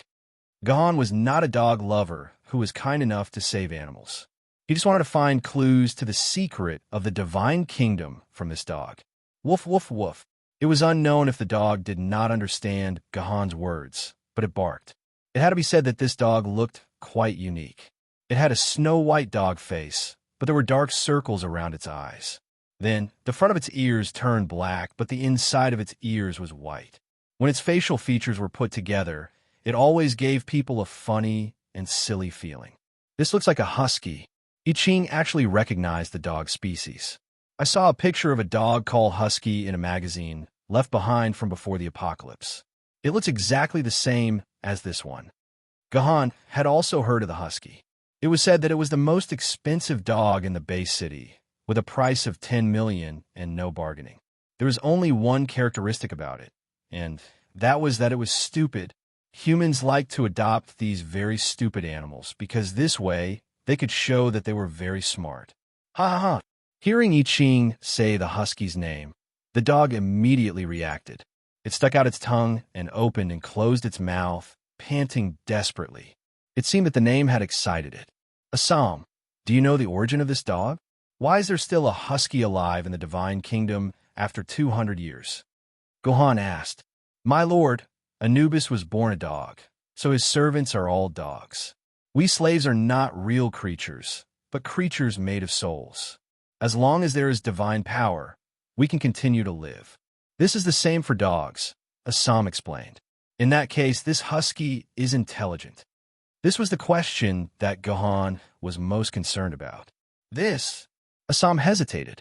It was not that it did not know whether it should answer, but that it did not know how to answer. It would be wrong to say that it does not have intelligence, but to say that it does seem to be an insult to intelligence. But to say that it has intelligence seems to be an insult to intelligence, so I don't know if it has intelligence. The meaning behind Assam's words was very simple. This dog was too stupid to the extent that it was an insult to the existence of intelligence. Fine, let's give it a try. Gahan placed the husky on the ice field and pointed his sword at the husky's neck. If you understand me, take me to Anubis Palace immediately. If you don't understand me, then I don't mind eating dog meat hot pot in this cold ice field. Woof, woof, woof. The husky turned its head and stuck out its tongue. Its adorable eyes flashed as it looked at Gahan, as if asking what Gahan meant. I will give you 3 seconds. After 3 seconds, I will kill you. Gahan's eyes flashed fiercely as he began to count down. 1, 2. However, before Gahan could say 3, the husky was like an arrow released from the bow, its 4 paws frantically running in a certain direction. Let's chase it. So, Gahan and I Ching chased after the husky. After running with it for more than 20 minutes, they suddenly came to a stop. The place where the husky stopped was also a vast ice field that stretched as far as the eye could see. There was no difference at all. It did not seem like there was any secret hidden here. However, the husky's actions attracted Gahan's attention. The husky desperately used its paws to hit the ice beneath it, as if telling Gahan that there was something beneath the ice. If you lie to me, I will stew you. Get out of my way. Gahan threatened the husky and chased it away. Next, the king of Yu, Gojian, fired out a dozen or so sword beams, shattering the ice on the ground. Gradually, under the layer of ice, a golden building gradually emerged. The husky was not lying. Anubis' palace was indeed hidden beneath the ice. Gahan used the sword beams to break the ice around the building's door, clearing a path to the door. There was nothing wrong with the door. Gahan pushed it gently, and the door opened. The interior of the palace was very gorgeous. It was resplendent, as if it was made of gold. The various furnishings and decorations within the palace were all in perfect condition. It was as though nothing had changed since Anubis was here. The palace was very large. There were more than a dozen halls and hundreds of rooms.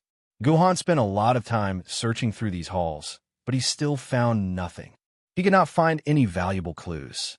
In the end, the husky made a great contribution. It kept howling at a stone pillar in the middle of the palace, successfully attracting Guhan's attention.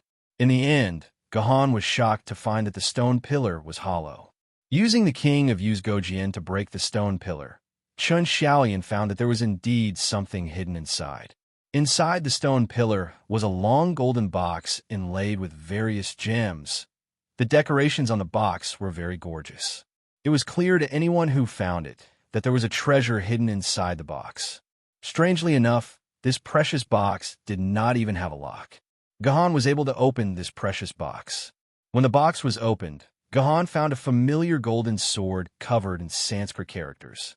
System prompt: You have discovered Sword Maiden, Prajna Sword. This sword is a quest item and cannot be used by non-NPCs.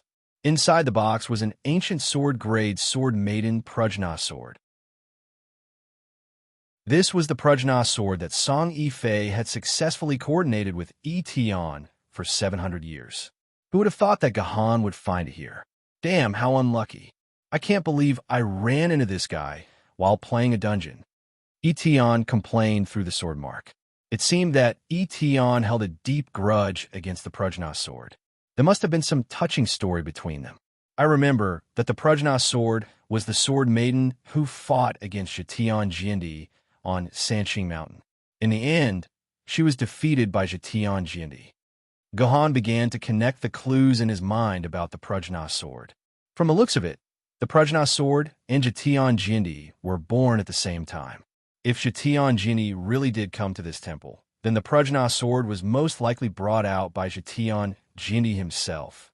Or, other than Zhetian Jiandi, there was another person who entered this temple and found the Prajna Sword, becoming Zhetian Jiandi's destined opponent. The story was getting more and more interesting.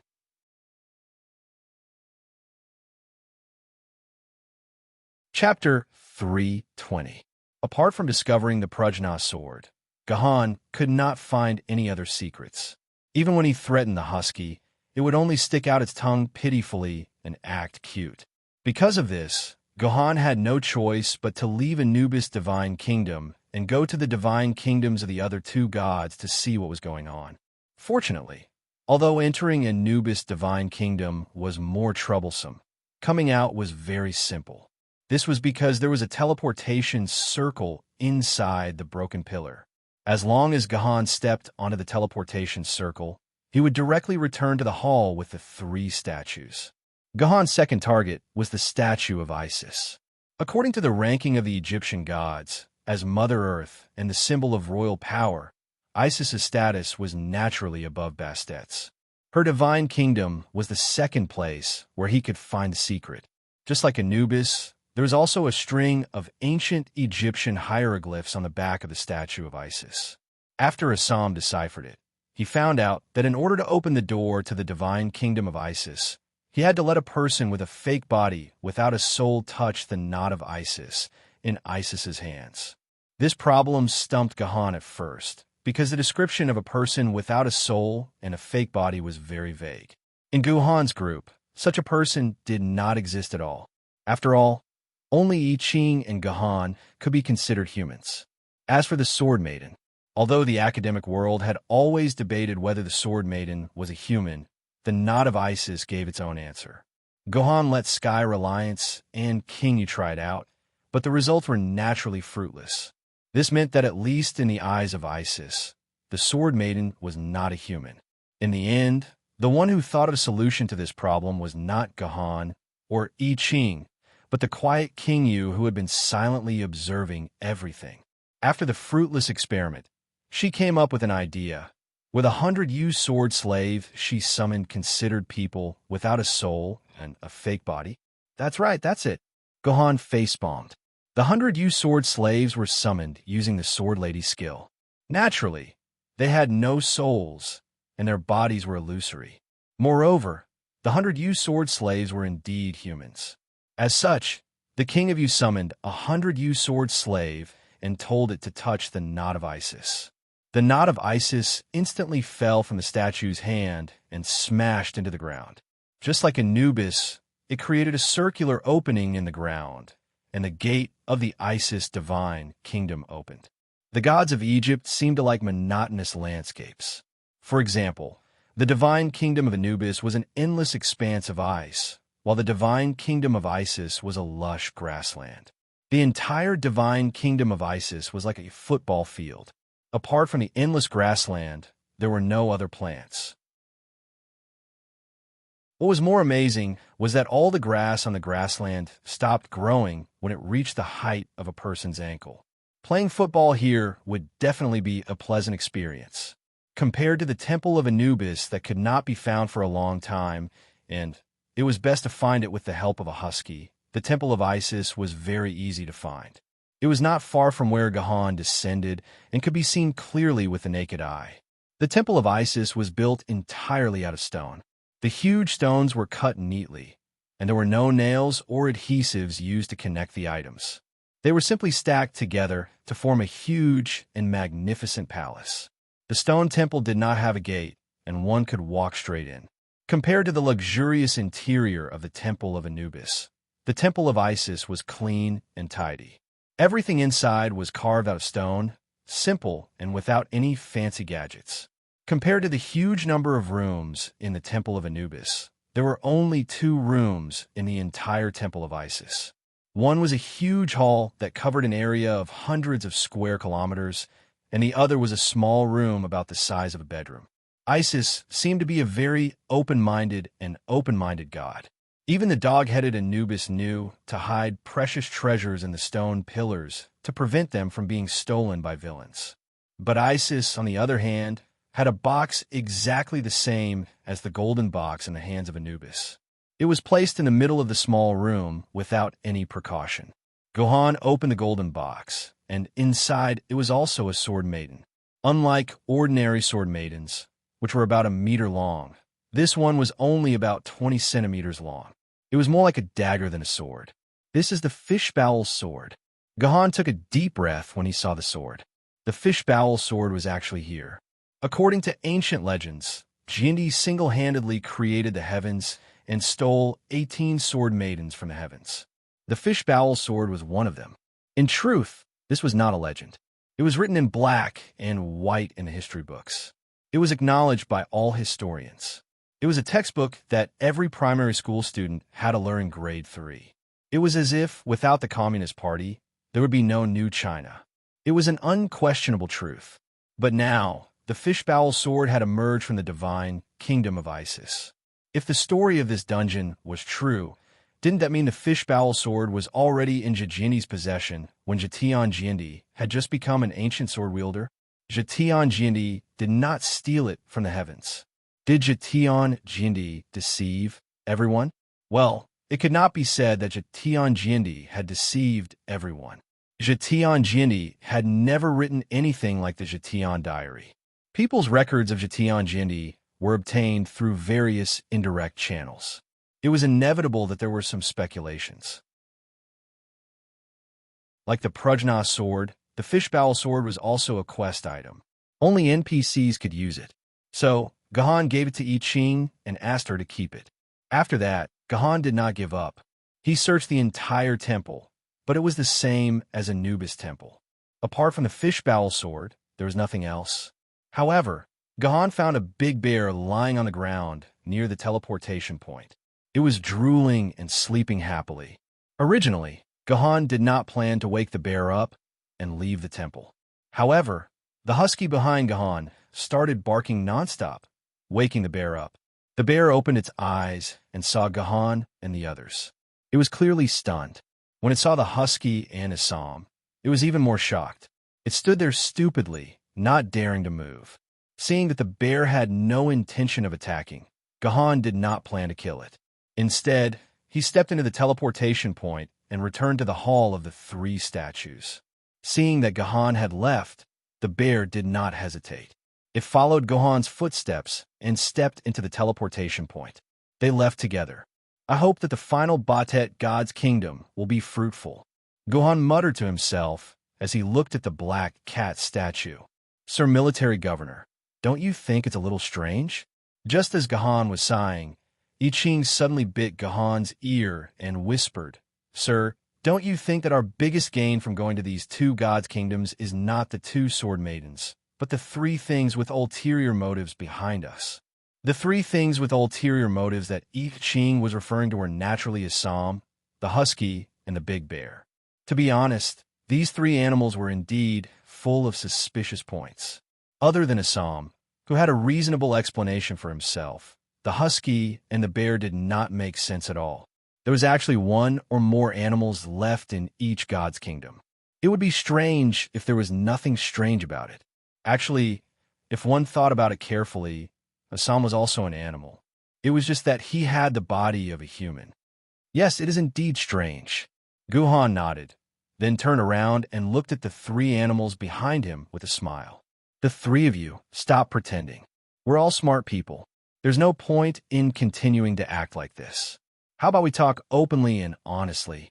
Woof, woof, woof. The husky used a cute bark to express his innocence. Woo, woo, woo. The bear seemed to want to say something, but unfortunately, he could not speak. Sir, what do you mean? I do not understand, meow. The only one who could speak, Assam, had an innocent look on his face, as if he did not know anything. What a boring Assam. Lying to me won't do you any good. The lives of the three of you are currently in my hands. As long as I am willing, I can send you on your way at any time. Guhan fiercely threatened Assam. Sir, you must be joking, meow. I have not translated the ancient Egyptian words on Lord Bastet's back for you, meow. I still have some use, meow. Assam's words sounded like he was afraid and begging for mercy, but in fact, he was threatening Gahan. Without him, Gahan would not be able to obtain the secret of the ancient Egyptian words on his back, and he would not be able to find a way to open Bastet's kingdom. Welcome to the Pyramid of Tutankhamun Scenic Area. Urine in the pond, feces in the pit, civilization in the pit. Thank you for your cooperation. Suddenly, Gahan said such a strange thing. I Ching was confused, but Assam looked as if he had been hit hard.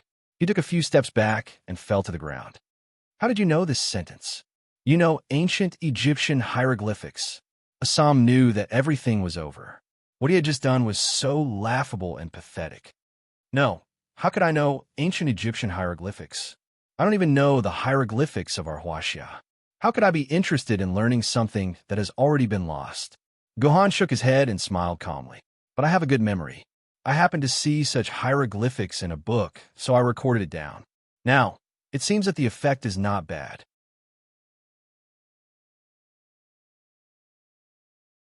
Chapter 321. You were the one who wrote those ancient Egyptian hieroglyphs, meow. Although it was a cat's face, we could still see the despair written all over Assam's face. He had never imagined that he would be fooled by Gahan. Yes, I wrote them.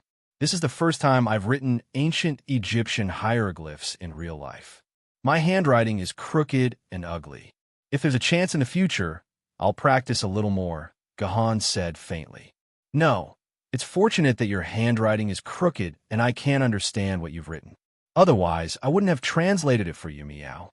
Assam's face was full of despair. It was the kind of despair one would feel when one's intelligence was being toyed with. Your Excellency, military governor, you're saying that the hieroglyphs on the back of the statues were written by you? I Ching had been listening for a long time. Even with the intelligence of the future emperor shrouding the heavens, it took her a lot of effort to understand the conversation between the two of them. Only then did she have the confidence to ask Gahan for confirmation. Otherwise, she wouldn't have been able to stand asking so many questions without understanding anything. I wrote them. I first checked the 3 statues, then used the tip of the sword maiden's sword to write these ancient Egyptian hieroglyphs on the back of the statues. I'm sorry that I tricked you into it, Gahan answered thoroughly. If you want to deceive your enemies, you have to deceive your own people. I understand this principle, Your Excellency, military governor. I Ching didn't mind at all. She just felt that there was a huge gap between her and Gahan's intelligence. Your Excellency, military governor, how can you be so sure that Assam will translate the hieroglyphs that you randomly wrote? How can you be so sure that Assam will translate these messy things into a way to open the gate to God's kingdom? I Ching asked. Actually, she had already figured out the reason behind it. She just wanted to confirm it with Gahan. Yes, because I know that Assam really wants us to enter Anubis' divine kingdom. Even if I don't do anything, he will take the initiative to find a way to enter Anubis' divine kingdom. However, this guy's brain is too stupid. I waited for him for 10 minutes, but he still couldn't come up with an excuse to enter God's kingdom. I had no choice but to create an excuse for him. Am I right, great God? Universe grade Yuan Ko Lorbadet? Gohan looked at the dumbfounded Assam. He didn't expect this lowly cat slave to be the universe-level Yuan Ko, one of the 3 gods worshipped in this hall, the cat goddess Badet. Yes, you're right, Meow. Bast was completely convinced. He was completely convinced by Gohan. Therefore, Bast did not hide anything and confessed everything. That's right. I really hope that you can enter the kingdom of God and rescue the husky and the big black bear, Meow. However, I couldn't think of a way to open the gate to God's kingdom without exposing my identity, Meow. Then, when I saw the ancient Egyptian words that you wrote, I felt that it was a good opportunity. Even though I couldn't recognize any of the ancient Egyptian words, I still forcibly translated them into a way to enter God's kingdom, Meow. Then, this husky should be Anubis, and this bear should be Isis, right? I Ching asked. At this point, if she still couldn't guess the identity of the husky and the bear, she would have lived her life in vain. Woof, woof, woof. Awoo, awoo, awoo. The 2 deities let out a series of cries. No one knew if they were admitting that they were deities. Yes, they are Anubis and Isis. They are trapped in their god's kingdom and can't come out. I have to think of a way to rescue them, Meow. But my divinity has been shattered by that sword-bearer. My divine body has also been suppressed, and only a trace of my soul has escaped. I no longer have the divine power to open the gate to their god's kingdom, Meow. Bass said in an incomparably desolate tone. What happened back then?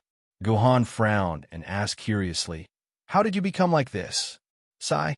It's all because we didn't know the immensity of heaven and earth. We planned to turn the entire southern part of Huaxia into a desert, Meow. Bass sighed and recounted the story from 200 years ago. Originally, our Egyptian pantheon crossed the dimensional rift as a group. However, we encountered trouble during the transmigration. After coming to this world, only the husky, the smelly bear, and I were left together. The other companions couldn't find any traces of them, Meow. Therefore, we decided to take things as they came and planned to stay here for a long time, Meow. However, the weather here was too humid and rainy. The 3 of us couldn't adapt to the climate here. Even the husky and the big bear got the flu more than a dozen times. We decided to use our divine power to completely change the environment here and change it into a desert suitable for us Egyptian pantheons to live in, Meow. At first, the magic went very smoothly. The range of the desert continued to expand. Gradually, when we were about to achieve our dream, the edge of the desert touched the vicinity of Demon City, Meow. At that time, we didn't know that Demon City had become the nest of the 4 Seas dragon race. However, even if we knew, we wouldn't have cared because we didn't know how terrifying the 4 Seas dragon race was. We thought that with the power of us 3 deities, we could already sweep everything in this world, Meow. Later, the 4 Seas dragon race fought a few times with us because of the desert. Although the result was a draw, we completely offended the 4 Seas dragon race. So, the 4 Seas dragon race used some unknown method to invite a swordsman to deal with us, Meow. Batet said angrily. Swordsman? What is that? Gohan was stunned when he heard the name. The name was too. Swordsman is what you call a swordsman, but we called you swordsman at first. Actually, I think the name swordsman sounds much better than swordsman, Meow. Bastet's words made Etion, who was in the purple mansion, laugh out loud. Even King you couldn't help but laugh out loud. Indeed, the name swordsman was much more appropriate than swordsman. Gohan also understood. Perhaps in the beginning, Yuan Ko did indeed call the swordsman swordsman. Perhaps even the swordsman himself called himself swordsman. However, this name was too easy for people to think of another word. So later on, the swordsman thought of the swordsman's swordsman for himself. However, in the future, even Yuan Ko, generally called the swordsman.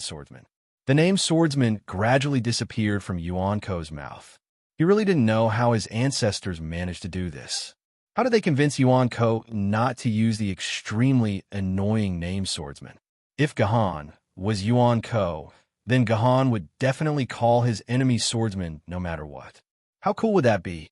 Oh, enough with the idle talk. Let's continue listening to Bastet's story. Batet continued. In the beginning, we didn't pay much attention to that swordsman because we felt that his strength was only on par with ours. There were 3 of us, but he was only one person. The 3 of us thought that we could definitely eliminate this swordsman. But we were wrong, very wrong, Meow. That swordsman's swordsmanship was too profound, too exquisite. From start to finish, he didn't release his swordswoman. He only held a dark green longsword in his hand and defeated the 3 of us. Even our divinities were shattered by him, Meow.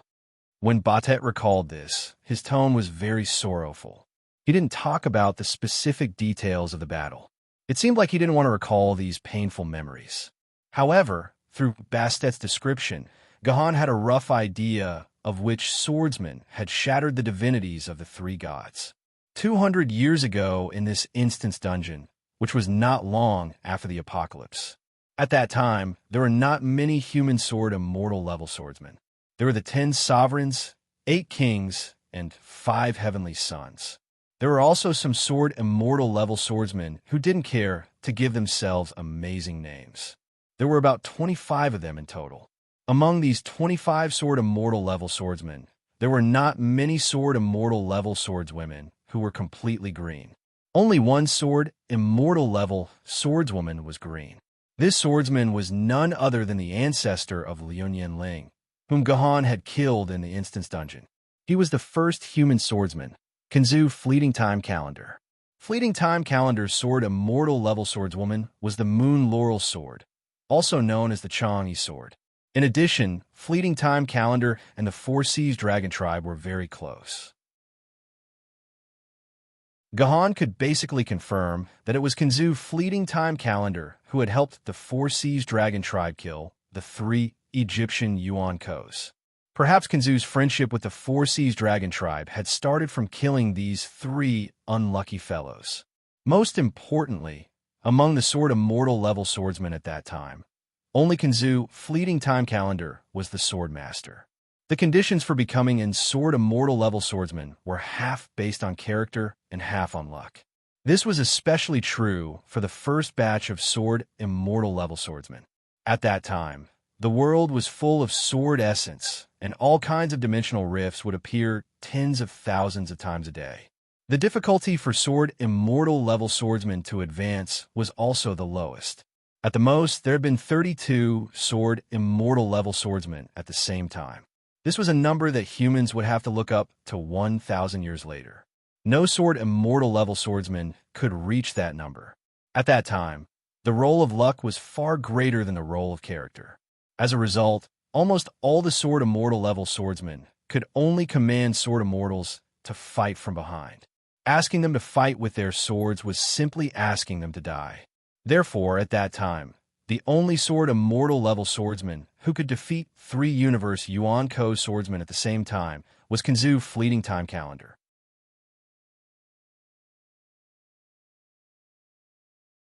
Chapter 322. Although Gahan was 90% sure that the immortal sword bearer who killed the 3 gods was Kinzu Fleeting Time Calendar, the remaining 10% could be directly asked by the person involved. Wasn't Queen Yu by Gahan's side? He could directly ask her. She was the sword mistress of Kinzu Fleeting Time Calendar back then, so she must know whether the sword bearer was Kinzu or not. However, when Gahan asked Queen Yu this question, her reaction shocked Gahan. What did you say? Who is Fleeting Time Calendar? Am I familiar with him? Queen Yu asked Gahan in a very confused voice, as if she didn't know who Kinzu Fleeting Time Calendar was. At first, Gahan thought that Queen Yu was deliberately teasing her, but when Gahan confirmed it with a very serious tone, Queen Yu was still a loss. She tried very hard to remember the name, Fleeting Time Calendar, but she couldn't remember who this person was. Could it be that when the real Queen Yu split her consciousness, She deleted all her and Kinzu memories? That couldn't be right.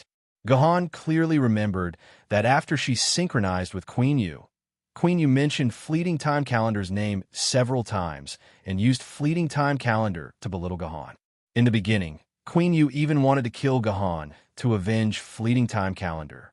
In short, Queen Yu definitely remembered Fleeting Time Calendar from the very beginning, and her memory was very deep. But now, King Yu had completely forgotten who Fleeting Calendar was. Gohan asked King Yu if he remembered the memories of the other sword bearers who had synchronized with her, but King Yu still didn't know anything, as if he had lost his memory. This was all a common trick in Korean dramas. Gohan vaguely remembered that from the first episode of King Arthur's betrayal, Queen Yu gradually became another Queen Yu. Her hatred for him was getting lesser and lesser, and her love for him was getting greater and greater. Gohan originally thought that time had diluted everything, but now it seemed like there was a problem with King Yu's memory. Gohan put these things aside for now, because now was not the time to study King Yu's changes. Bast's narration gradually reached the most crucial point, and Bast continued to speak. When our quintessence was broken, the Husky, the Big Bear, and I fell into despair. Without our quintessence, we couldn't use our divine powers. All we had left was brute force, meow. It was impossible for us to be a match for that swordsman. Just as we were waiting for death and despair, someone appeared and saved our lives, meow. Wait, you said that someone appeared and saved you. But it was a person who saved you, not Yuan Ko. Gohan keenly sensed the most important information in Bast's words. It was actually a human who stopped Kinzu, not Yuan Ko. Yes, she's a human. Her aura is exactly the same as a human's. She's a brave knight wearing azure armor. She wields a blue divine sword and fought with the swordsman for 4 whole hours. Neither of them could do anything to the other, so the two of them stopped and started to negotiate. We didn't know what they were talking about. We could only passively accept the result of the negotiation between the two humans, meow. Bast's face showed a deep melancholy. She probably felt sad for her own powerlessness. In the end, the two humans came to an agreement. That swordsman decided to let us live, but he pulled our souls out of our bodies and turned us into this, meow. Then he sealed our bodies in my divine kingdom, meow. I think Lord Kinzu was afraid that you would continue to harm humans, so he did this. Gohan nodded. Then what about the person who saved you? She saved your lives, so she must have some request of you, right? My lord is wise. I didn't expect you to guess this, meow. Bast was convinced. That's right. The knight who saved us told us that after 200 years, a man and a woman would come to save us. They would put our souls back into our bodies and give us a new life. The price we have to pay is to serve this man and woman loyally for 1,000 years. Even if we have to give up our lives, it's worth it, meow. What a familiar routine. Isn't this the setting of the expedition team in Journey to the West? After listening to Bast's words, Gohan suddenly recalled the classic Journey to the West. Unfortunately, the original book of Journey to the West had been completely destroyed. However, a whole TV series was left behind, allowing people to see the magical story of that year. It seems that the man and woman who asked you to serve are the two of us, right? Gohan looked at the 3 animals, and then they nodded in unison. He then looked at I Ching, but she shyly lowered her head. Could it be that my fate with Lord Military Governor was already predestined 200 years ago? Thinking of this, I Ching could not help but feel her whole body heat up. She did not look like the mighty Genie decades later. Bast's story ended here, but Gohan's heart was still full of questions. Did he think that Bast was lying, or was he full of doubts about this hero's start from humble beginnings dungeon? The non-hidden content of this dungeon was still normal, but after entering the hidden main storyline, the whole dungeon began to contradict itself. Whether it was the sudden appearance of Artoria Black, or I Ching who was betrothed to him, or the 3 ancient Egyptian gods who had become his loyal servants. All these plots seemed to be tailor-made for Gohan. Gohan did not seem like a player who completed this dungeon mission, but like I Ching, he had become an important NPC in this dungeon. This was what puzzled Gohan the most, And it also made Gohan want to unravel the secrets of the whole dungeon, at least part of the secrets. Bast, in your God's kingdom, is it the same as these two, with only one sword? Gohan asked Bast. No, Bast God's kingdom is different from theirs. That knight placed a lot of things in Bast God's kingdom. You will know once you go in, Meow. Bast said eagerly. It seemed that in that God's kingdom, there was also something that could allow them to reunite with their bodies. Got it. Gohan nodded and asked again. By the way, Bast, why are you the only one who can speak, while Anubis and Ice Eyes remain in their animal forms and can't even speak? This is because of a small accident, Meow. Bast explained. Because there are a lot of things in my God's kingdom. The knight threw my soul far away from the temple, unlike the husky and the bear who stayed in their own God's kingdom, Meow. When I finally returned to the gate of the temple, the gate of hell had already closed. Having lost my divine power, I could not open the gate at all, so I could only wait at the gate. In fact, the story of the cat slaves that I told you at the gate was not false. At that time, I did send these 2 cat slaves to look for cat food, and they did return here, Meow. At that time, it was very difficult for me to maintain my soul state, so I simply occupied the body of one of the cat slaves so I could speak. The husky and the bear were in their soul state, without a body, so they could not speak, Meow. But why didn't you just tell us the truth? Why did you hide it from us in the beginning? If you had told us the truth of the gate, we would not have had to go through so much trouble. It was I Ching who said this. Yes, if Bast had told the truth earlier, I Ching would not have had to feel crushed by Gohan's IQ. The knight told us that there were 2 humans, a man and a woman.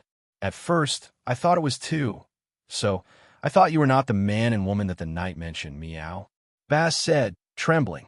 At first, I did not intend to show up, but the 2 of you closed the gate forever, so I had to come out and stop you, Meow. Bast did not know if everyone understood the meaning of Bast's words. At first, Bast thought that I Ching was a man and 2 men came in together. So naturally, they could not be the man and woman that the knight mentioned. So Bast had been lying to Gohan. Well, this was not surprising. Even Gohan had treated I Ching as a man at first. Percent and asterisk.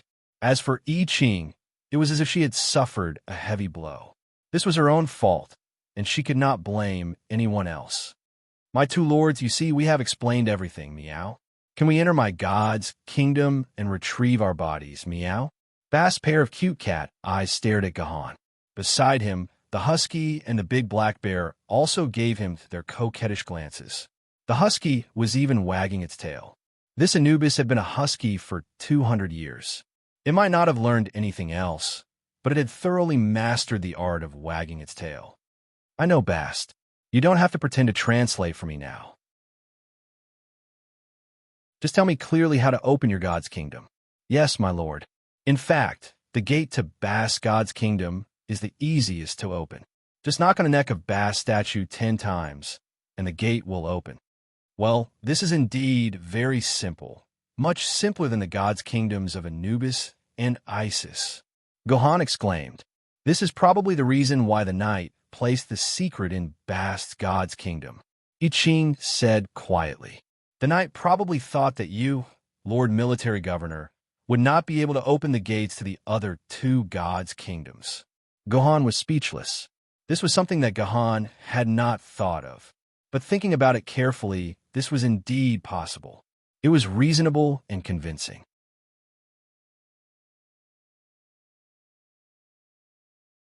Chapter 323.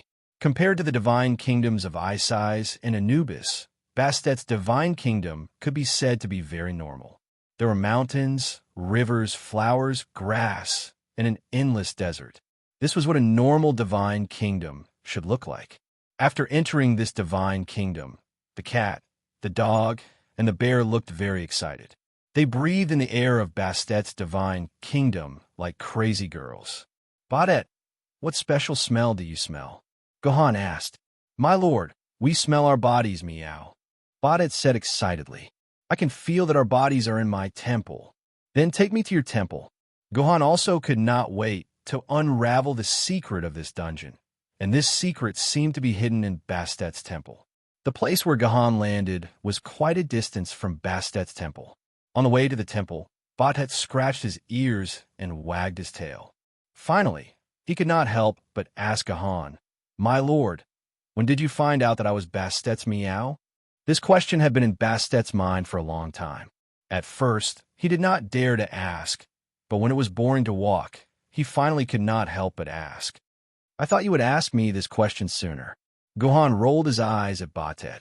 "From the moment you came out, I saw the problem. Stupid humans and whatnot. These are the usual tricks of you idiot gods. And when we were in the corridor, the way you teased Ice Eyes did not sound like a lowly servant at all. Your tone was very familiar, and it did not seem like it was the first time you teased someone like that. Only gods who are equal to Ice Eyes can speak like that. Of course, these things that I can judge from your words and expressions are not reliable. The real reason I found out that you were Badet was because of the gates of hell." Gohan paused. "I don't know if you've noticed, but among the tens of thousands of faces on the gate to hell, there's a cat face that looks exactly like yours. This meow." Badet was completely speechless. After he possessed the real Assam, he naturally drove Assam's soul out of his body. Then, Assam's soul was sucked into the gates of hell and became one of the souls that formed the gates of hell. There were tens of thousands of souls in the gate of hell, and each soul had a different face. This human was actually able to recognize Assam's face from the tens of thousands of faces. What kind of terrifying eyesight and brain power was that? When Bast thought of this, he felt that Gohan was becoming more and more abnormal. But what Batet did not know was that it was impossible for Gohan to recognize Assam's face from the tens of thousands of faces. It was Assam's face that ran to Gohan on its own accord and made a very resentful look at its own body that was spouting lies. Only then did Gohan confirm that there was something wrong with this cat slave. When this question and answer session ended, Bastet's temple finally came into view. The architectural style of Bastet's temple was very unique.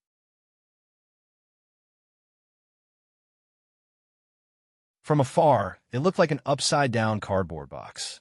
It could not be helped. This was the natural attribute of cats. No matter how powerful a cat god was, its resistance to cardboard boxes was negative.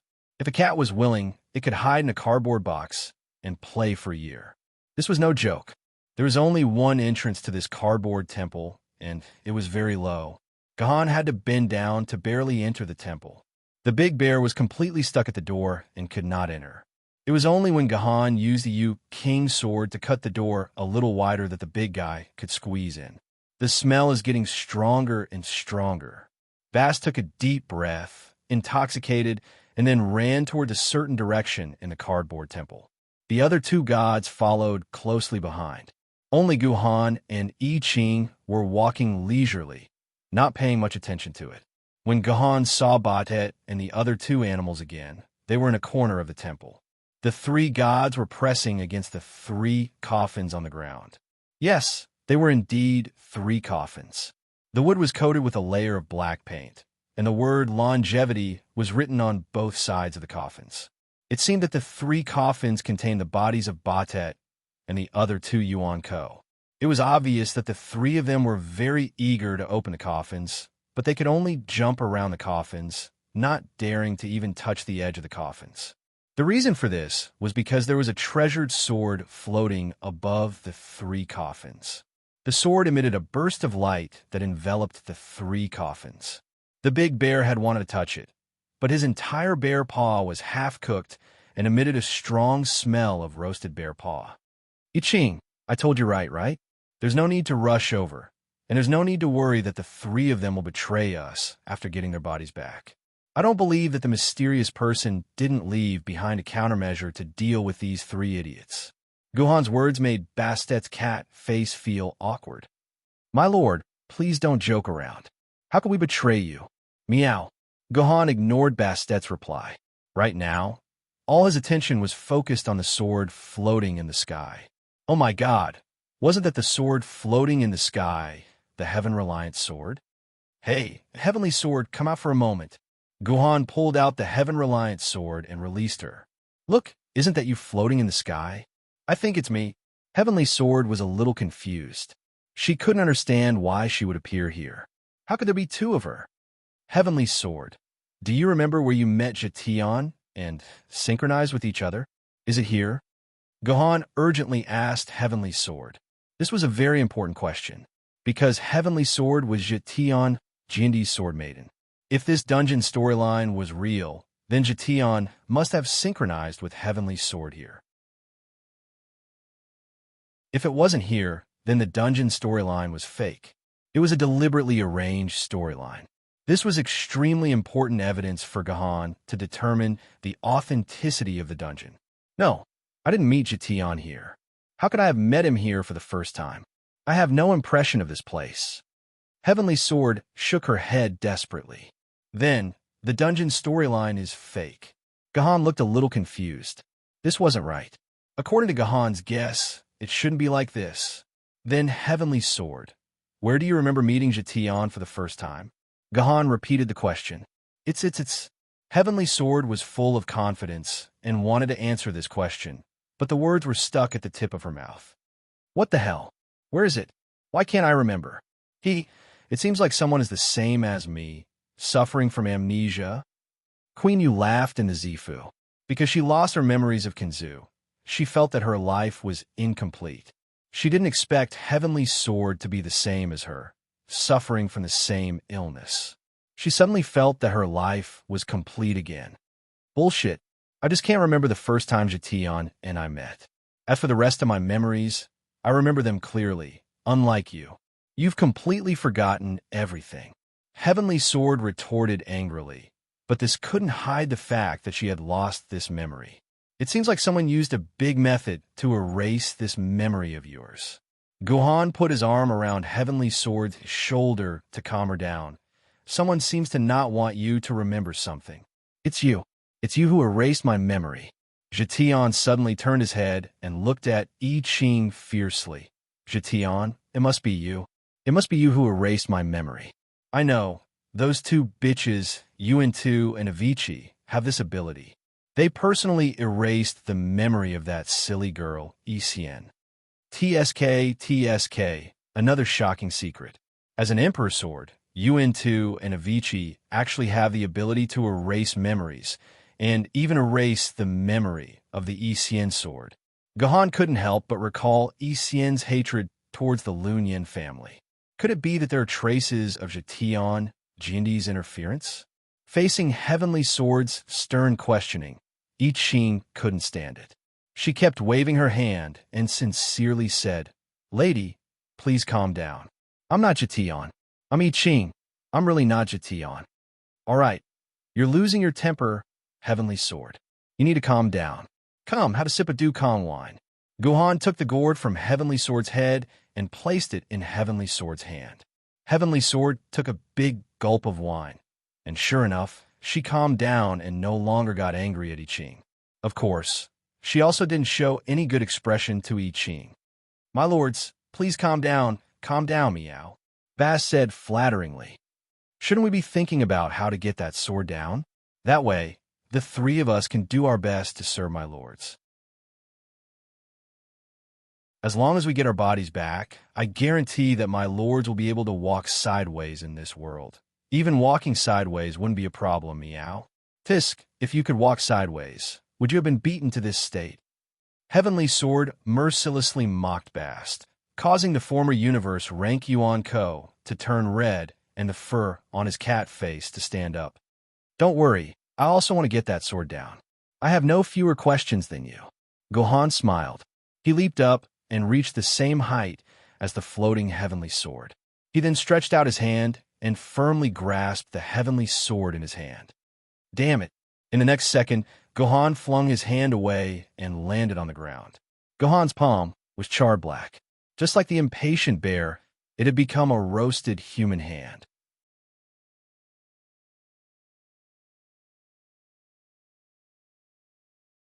Chapter 324. Looks like I can't touch this Heaven-Reliant sword. Gohan looked at his burnt hand and felt a bone-piercing burning sensation. It seemed like Gohan's protagonist's halo wasn't working. This Heaven-Reliant sword had clearly rejected Gohan. That's great. How great would it be if I could do the same? The heavenly sword looked at itself, hovering in the sky enviously. It really wished that it was the one who had roasted Gahan's hand into braised pork trotters. Gahan smiled bitterly. He took out a bottle of burn medicine from his dimensional pocket and applied it to his hand. His burnt hand gradually began to scab, and it would soon return to its original appearance. Guhan turned to I Ching and said, I was wrong. This heaven-reliant sword is not something I can touch. I Ching, this sword is yours.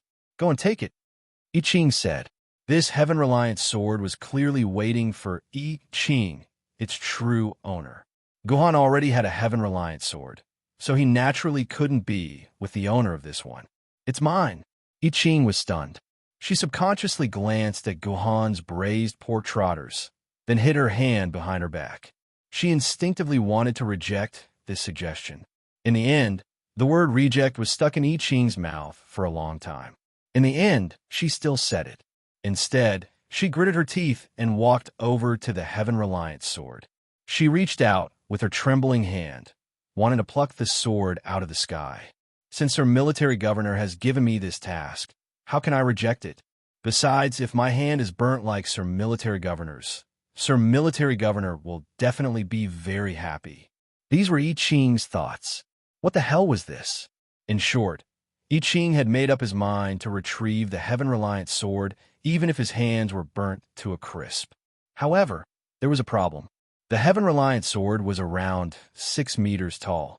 Even with the addition of Bai Tiejian's physique, I Ching was only able to jump 2 meters above the ground. Even with his height, he was still 2 meters away from reaching 6 meters. This was a very awkward situation. I Ching kept jumping like a frog, but he was still unable to touch the heaven-reliant sword. I Ching's face was completely red. He even had the thought of dying. Let me help you. Just as I Ching was about to die, Guhan extended a helping hand. Guhan came to I Ching's side. He squatted down and hugged I Ching's skinny but smooth calf. Then, he lifted her whole body. Heavens! I am actually being carried by Sir Military Governor. My feet feel so warm. If only Sir Military Governor was hugging my waist. Damn it, what the hell am I thinking? I Ching's mind was running wild. On the other side, Gahan was telling I Ching, I will jump later. Then, you will grab the heaven-reliant sword. Do you understand? Of course, I Ching didn't understand. Her mind was running wild. I Ching, did you hear what I said? Gahan increased the volume of his voice. Only then did I Ching wake up from her own world. She repeatedly said that she heard him. After hearing I Ching's reply, Gahan immediately jumped up from the ground. Even though he was carrying I Ching, he still jumped 3 meters above the ground. I Ching didn't even need to stretch her hand. She was able to grab the heaven-reliant sword. Is this what it feels like to be burnt? Why does it feel so different from how it usually feels? Just as I Ching was thinking about this, she no longer had the time to think about it. In just one day, I Ching had turned into stone for the second time. Once again, she entered a synchronized state. As expected, the heaven-reliant sword was prepared for her. Guhan gently placed I Ching's body on the ground. Then, he stood beside I Ching and began to protect her. Interestingly enough, this was the second time Gahan had protected an NPC in a synchronized state. The first time was during the fleeting calendar. In the end, Gahan stabbed him to death with his sword. Without the protection of the heaven-reliant sword, the shields around the 3 coffins disappeared. When they saw the shields disappear, Batet and the other 2 animals did not say anything else. They rushed to the side of their coffins and lifted the lids. Then they threw their souls into the coffins. They actually managed to find their own coffins without opening the lids. It was probably because of the smell. Logically speaking, if you covered your eyes, would you be able to sniff out the smell of your own clothes? It didn't take long for the souls to return to their bodies. In less than a minute, the coffin that the husky had entered was the first to move. A strong man with a jackal's head and a scepter climbed out of his coffin. It was obvious that his movements were very stiff. That was normal. Even if your body hadn't moved for 200 years, it would still be stiff. This was the real body of the Egyptian god of death, Anubis. The first thing he did when he came out of his coffin was to hit himself on the head with his scepter. Then he said excitedly, "It feels so good to be able to hit myself on the head." The second thing to appear was the black bear's coffin. Who would have thought that when the heavy black bear climbed into the coffin, it would actually be a petite and charming young girl with a small waist? This young girl's beauty was like the legendary natural seductive bones. Each and every one of her movements carried an enchanting charm. This was the goddess of fertility and resurrection, Isis. She only wore a thin layer of gauze, and there was nothing underneath it. Her crimson cherries on her chest and the black grass between her legs could be vaguely seen. Could you imagine that such a beautiful girl's original form was a clumsy bear? After Isis came out, she excitedly pinched her chest and exclaimed, "My big bun is back." Then she lifted her gauze and dipped it into her mystical realm for a while, making a splash. She shouted excitedly again, "I can have fun again." The last to appear was our cat, Goddess Baudet. At this time, he had completely turned into a cat. He seemed to be holding Assam's flesh in his mouth and spitting it out like garbage. Then, with a light leap, he jumped in front of Gahan and said fiercely, "Humph, stupid human, how dare you play with the great god Baudet again? Baudet pronounces your death sentence, meow." Well, this Baudet, who had been trembling in front of Gahan before, was now arrogantly announcing the death sentence to Gahan like a master. Cats were indeed creatures that would turn their backs on people. "Baudet, are you rebelling?" Gahan looked at the smug cat in front of him with interest. Who could imagine how it looked like before when it was kneeling and licking him? "Humph, how can this be considered rebelling? When did this god say I would be your subordinate, meow?" Baudet had an expression of concern for the mentally retarded. This is just a necessary means to get back our bodies. Besides, the one who promised you was this useless cat slave. You can take it as your subordinate, meow. Baudet looked at Assam's body with disdain. At this time, the soulless body of the cat slave was thrown on the ground like a rag. It was really too pitiful. Sigh, no matter what, he has provided you with rental services for 200 years. If you are so heartless, you will suffer greatly in the future. Guhan advised Bast, as if he was a senior. "Meow my, don't talk nonsense with me, meow. That damn knight actually dared to make us your slaves. I meow his ancestors, meow. Don't say that Lord Baudet is ungrateful. I'll let you off the hook. If you're willing to become the slaves of our great Egyptian gods, we'll spare your lowly lives. But I'll extract your souls and then lock your bodies in this coffin, so that you can enjoy the treatment we once enjoyed, meow." Sigh stupid. Gohan shook his head and lost interest in chatting with Baudet. He then asked Anubis and Isis, "What about you two? Do you have the same attitude as Baudet?" "I will listen to Isis." Anubis' dog face smiled honestly. It seemed that he was used to listening to Isis' words. "I don't have the intention to kill you too, but since Baudet is angry and wants to kill you, then we can only help Baudet. After all, he is a cute cat," Isis said lovingly. It was understandable that women had zero resistance to cats. "It seems that we have no choice but to fight. I originally wanted to help I Ching get these 3 slaves, but it seems that this is all for naught." Gahan felt that it was a pity. Such a good slave was killed just like that. It was really a pity. "Arrogant, do you think you can defeat us? Do you think you are as strong as that damned human?" "What a joke, meow." Baudet was very disdainful of Gahan's battle prowess. He could feel that the power in Gahan's body was not even 1,000th of his peak. How could such a human defeat him? "Of course I am not as strong as Lord Kanzu. If your divinity was still intact, I would not be able to defeat you. Unfortunately, your divinity is gone. To me, you're just a few wild beasts with some brute force." Gahan said disdainfully. In the face of exquisite swordsmanship, all brute force was trash. Gahan's words poked at Bastet's sore spot. After losing their divinity, their strength had indeed decreased by more than 100 times. They were several levels below their peak. "Meow, even if we don't have divinity, we can still kill you." Baudet shouted and pounced towards Gahan. System prompt. Quest updated. Quest 6 completed. You have found the secret in the deepest part of the lookout. System prompt. Quest 7. Resist the traitors. Resist Anubis, Isis, and Batet who betrayed you. Protect I Ching, who is in a state of synchronization, from any disturbances, and wait for her to complete the synchronization. You're tuning in to the Warrior Lore YouTube channel. Don't forget to subscribe and join us on this journey to catch the most captivating stories.